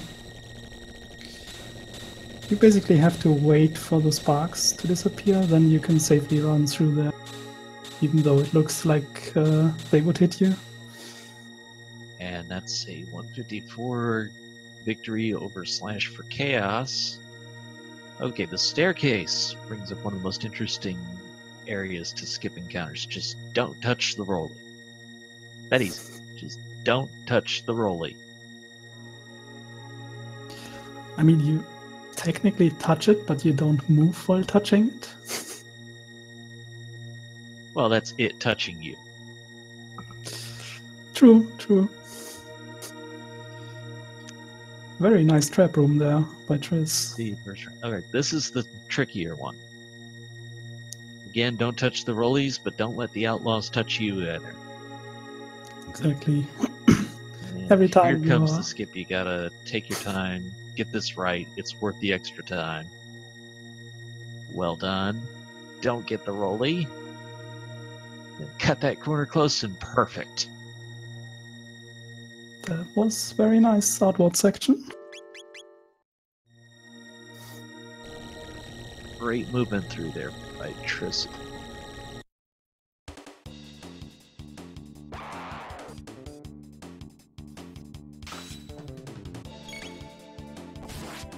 Actually going for Magus strats here.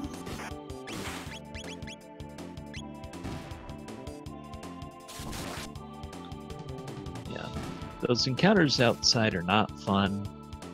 The outlaws love to counterattack. The jokers, no, they're jokers. They're just like any other joker.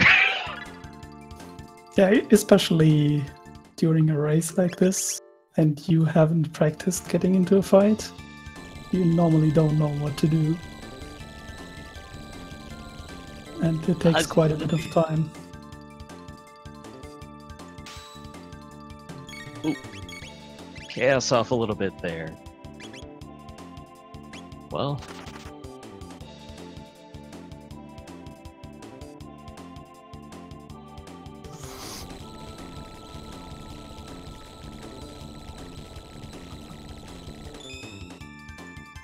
took the damage. Gonna heal. Be safe rather than sorry. And first outer staircase. Something nice about those three forced fights, you can actually run away from the second one, for whatever reason. You just have to fight the first and the third. Chaos taking time here, trying to get this right. Oh! Tile too soon. He caught just the very top of that trap.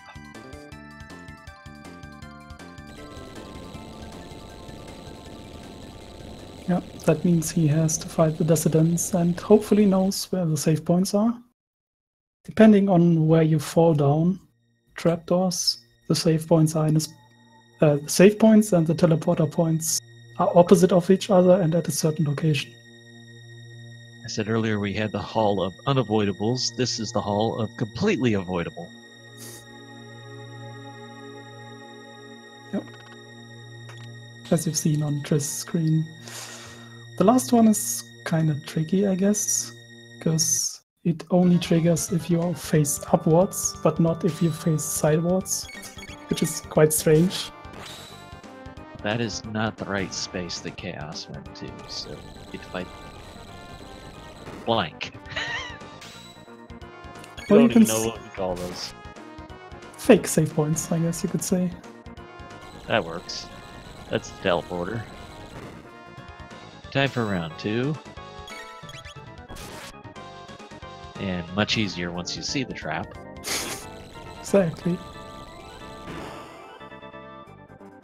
And oh!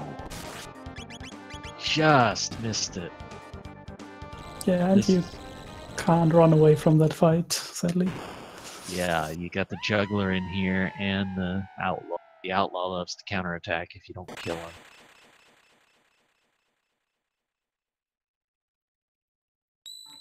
And Triss got rid of Ozzy, so she gets to shelter, maybe save. I did not pay attention to the damage rolls. Well, you're certainly going to want the safety save before Magus, regardless. But yeah, that's the reset. She has to reload. So what's important for this outlaw is you turn around and make sure the second or third party member is what the outlaw walks up to, because then they'll walk around and go out of bounds. Gets the other two skips there fine. Just the first one was unfortunate. Right around the 2-hour mark, Triss is coming up to Magus.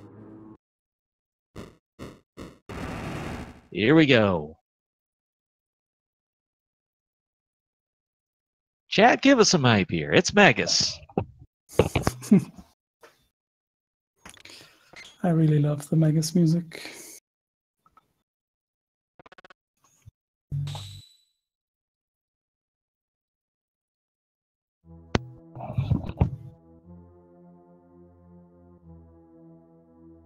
Casual play, who did you choose the first time to bring to Magus? Who did I choose? As I said, it's been a very long time. I believe it was Luca and Marl. Not sure though.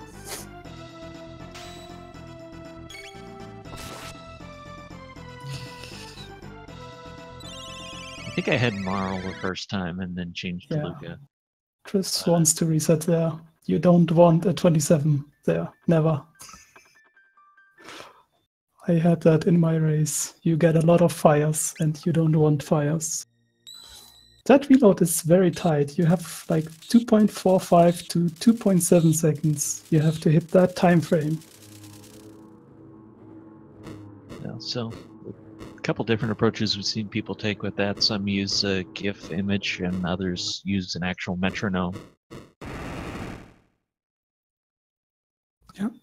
And I didn't. Told it's slightly more accurate to use the GIF image. And I did not know about that until my race was over. So I just used my timer. Which is not what you want to do.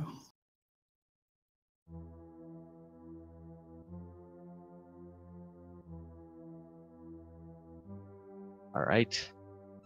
Second attempt. What we want to see is Chrono attack for 30. So Magus changes his barrier to Shadow. Because then we know we are on script and we just have to execute the script correctly. I say just, it's still not easy. There we go. 30 in Shadow, perfect.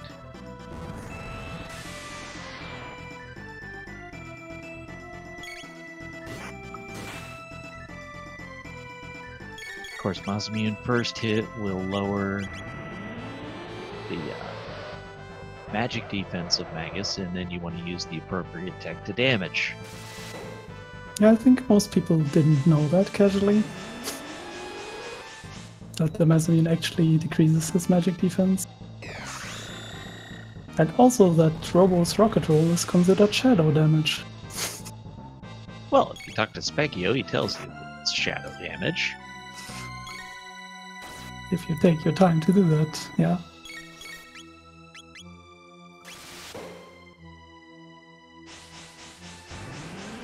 Alright, Chaos versus the levers, not Ozzy. Ozzy's not doing anything. Ozzy's just taking up space.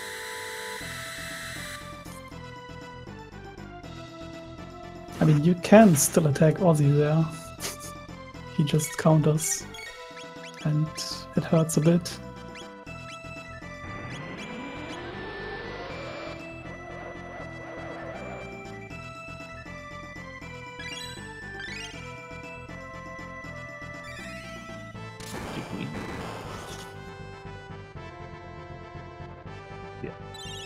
On lightning damage now, so Chrono's still able to deal damage.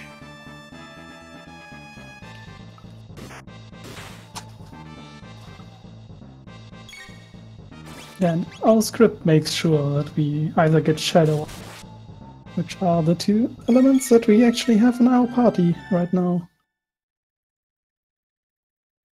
Yeah, because Glenn does not actually have water. There's phase 2.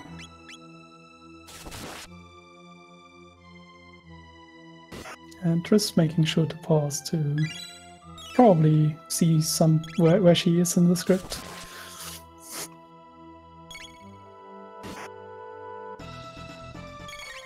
Might actually have... No. Might have been able to squeeze one more attack in there, but it's close.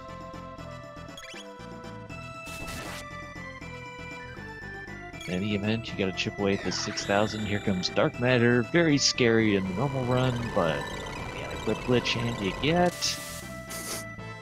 not a lot. Yeah. She only has to heal Frog now.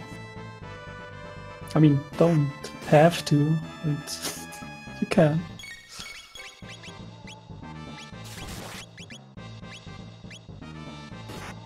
He would be the only one who would die from a Dark Matter now. And there you go, problem solved. Chaos, gonna be right back into this.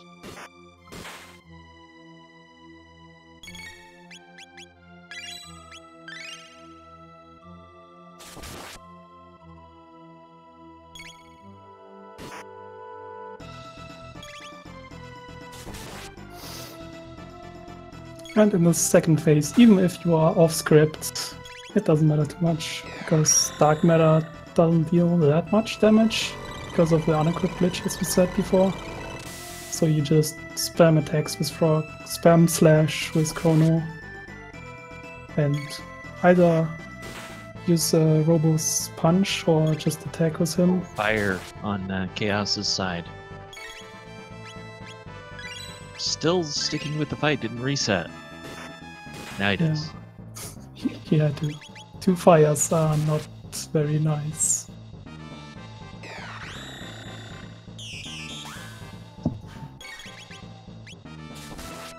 So Chaos will have to run the hall. One last chance to get in counters. And that is a GG for Triss. As soon as Magus SRL lands. time 207.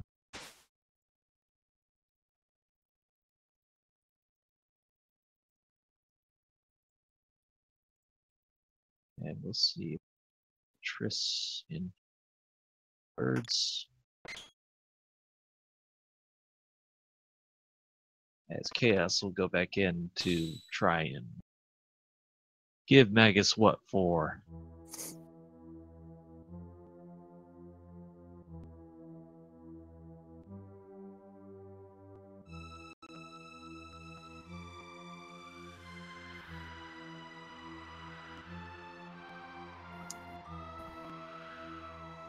And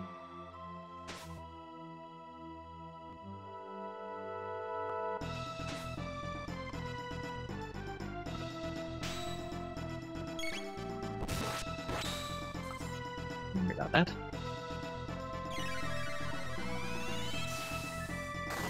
GG Triss, first question, is that a PB? Very much so, yes. Well, congratulations on that, of course. Thank you, and GG to Chaos. Congratulations, yes. Thank you.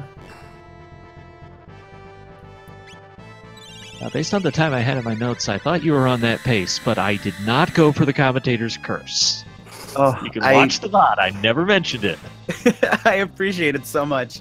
Yeah, I like really fumbled it towards the end. Like, that's end times look like they're pretty dang close. Yeah, you both had to reset against Magus, and there was just different trade-offs here and there. The Mystic Mountains seemed to be a little bit of a stumbling point for you.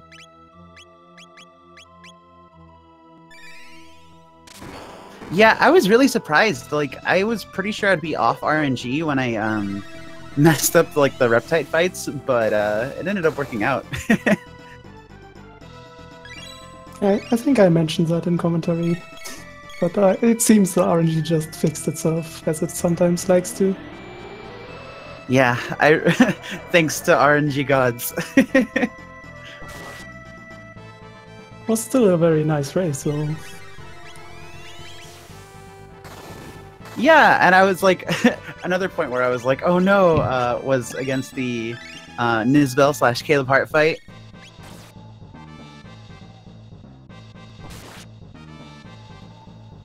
Like, I messed up like last second. Everything was going fine, and then I like missed an input. Looks like this fight not going to plan for Chaos getting the water barriers here.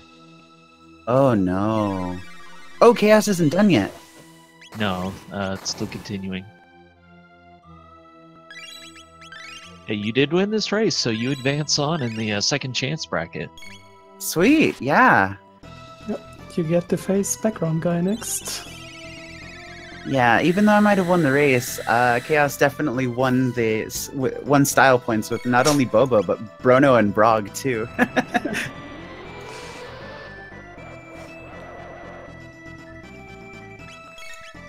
Any other moments from this run stand out for you? Honestly, like, I don't think I should have been worried, but I was really worried when I messed up inputting Luca's name. I was like, oh no, the frames!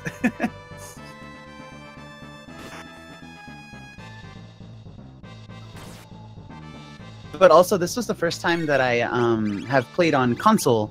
I've been using emulator, and I think that, I mean, you know, I was up against Jerry last time, so it was an uphill battle no matter what. But I don't know if my computer can handle like streaming and doing all that, or at least the timing is slightly different. So I was missing really basic things, like I missed bird skip last time, and a couple of the fade outs like took a little extra effort.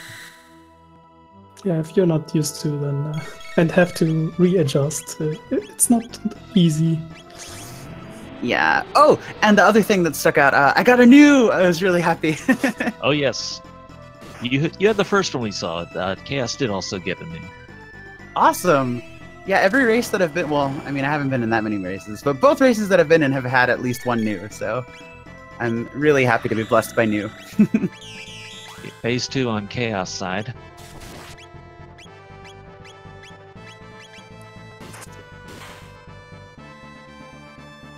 So Triss, how did you like picking up Chrono Trigger? Because as far as I know, you haven't speedrun any other games yet. Yeah, it's been really nice. Chrono Trigger has always been one of my favorite games, and I thought, hey, might as well play something you love and play it fast. I agree. And this tournament is very nice if you try to just learn the route for now until Magus.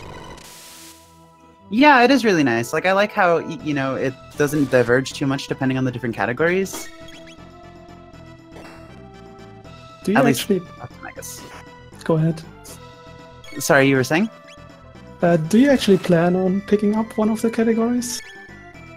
Well, initially, I was planning on just doing no LSS, and then this tournament came up like a couple of days after I started learning the route. So I thought, hey, what the heck, might as well join.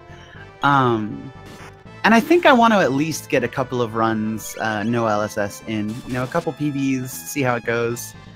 But then I might try a shorter game or a shorter category, because like 3-hour runs are kind of a commitment time-wise. That's nice to hear, yeah. 3 hours are quite a bit. Maybe one of these days I'll pick up New Game Plus. That's a a very shorter. short one. Just a little bit shorter. You should be getting close here on the Chaos side.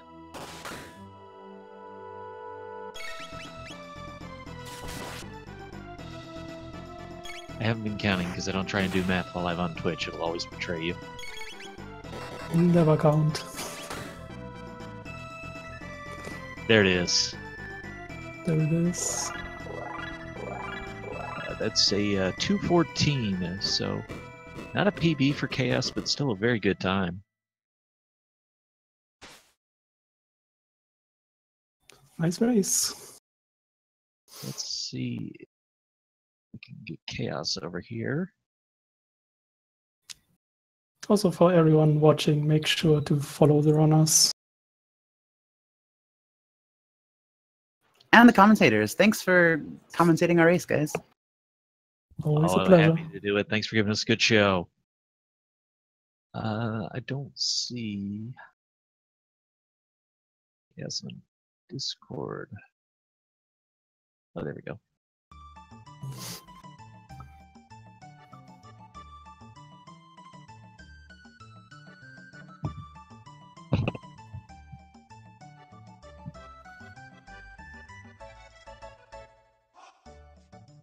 Does Chaos want to join us for the interview? working on that. Not going to join us. So with that, we'll say thank you to Speed Gaming for being such a great partner to this tournament and so many other events here on Twitch. They're always fantastic to work with. Cyclone was our setup person today. It is greatly appreciated. Again, GG to both runners. And V-Man, a pleasure working with you today. Same, Trenton. Make sure to follow the runners, commentators, everyone on Speed Gaming. And shout out to chat. Thanks for watching. Exactly where I was going. Thank you to all of you who chose to spend part of your afternoon with us, and hope you have a great rest of the day. And remember to stay hydrated during this heat.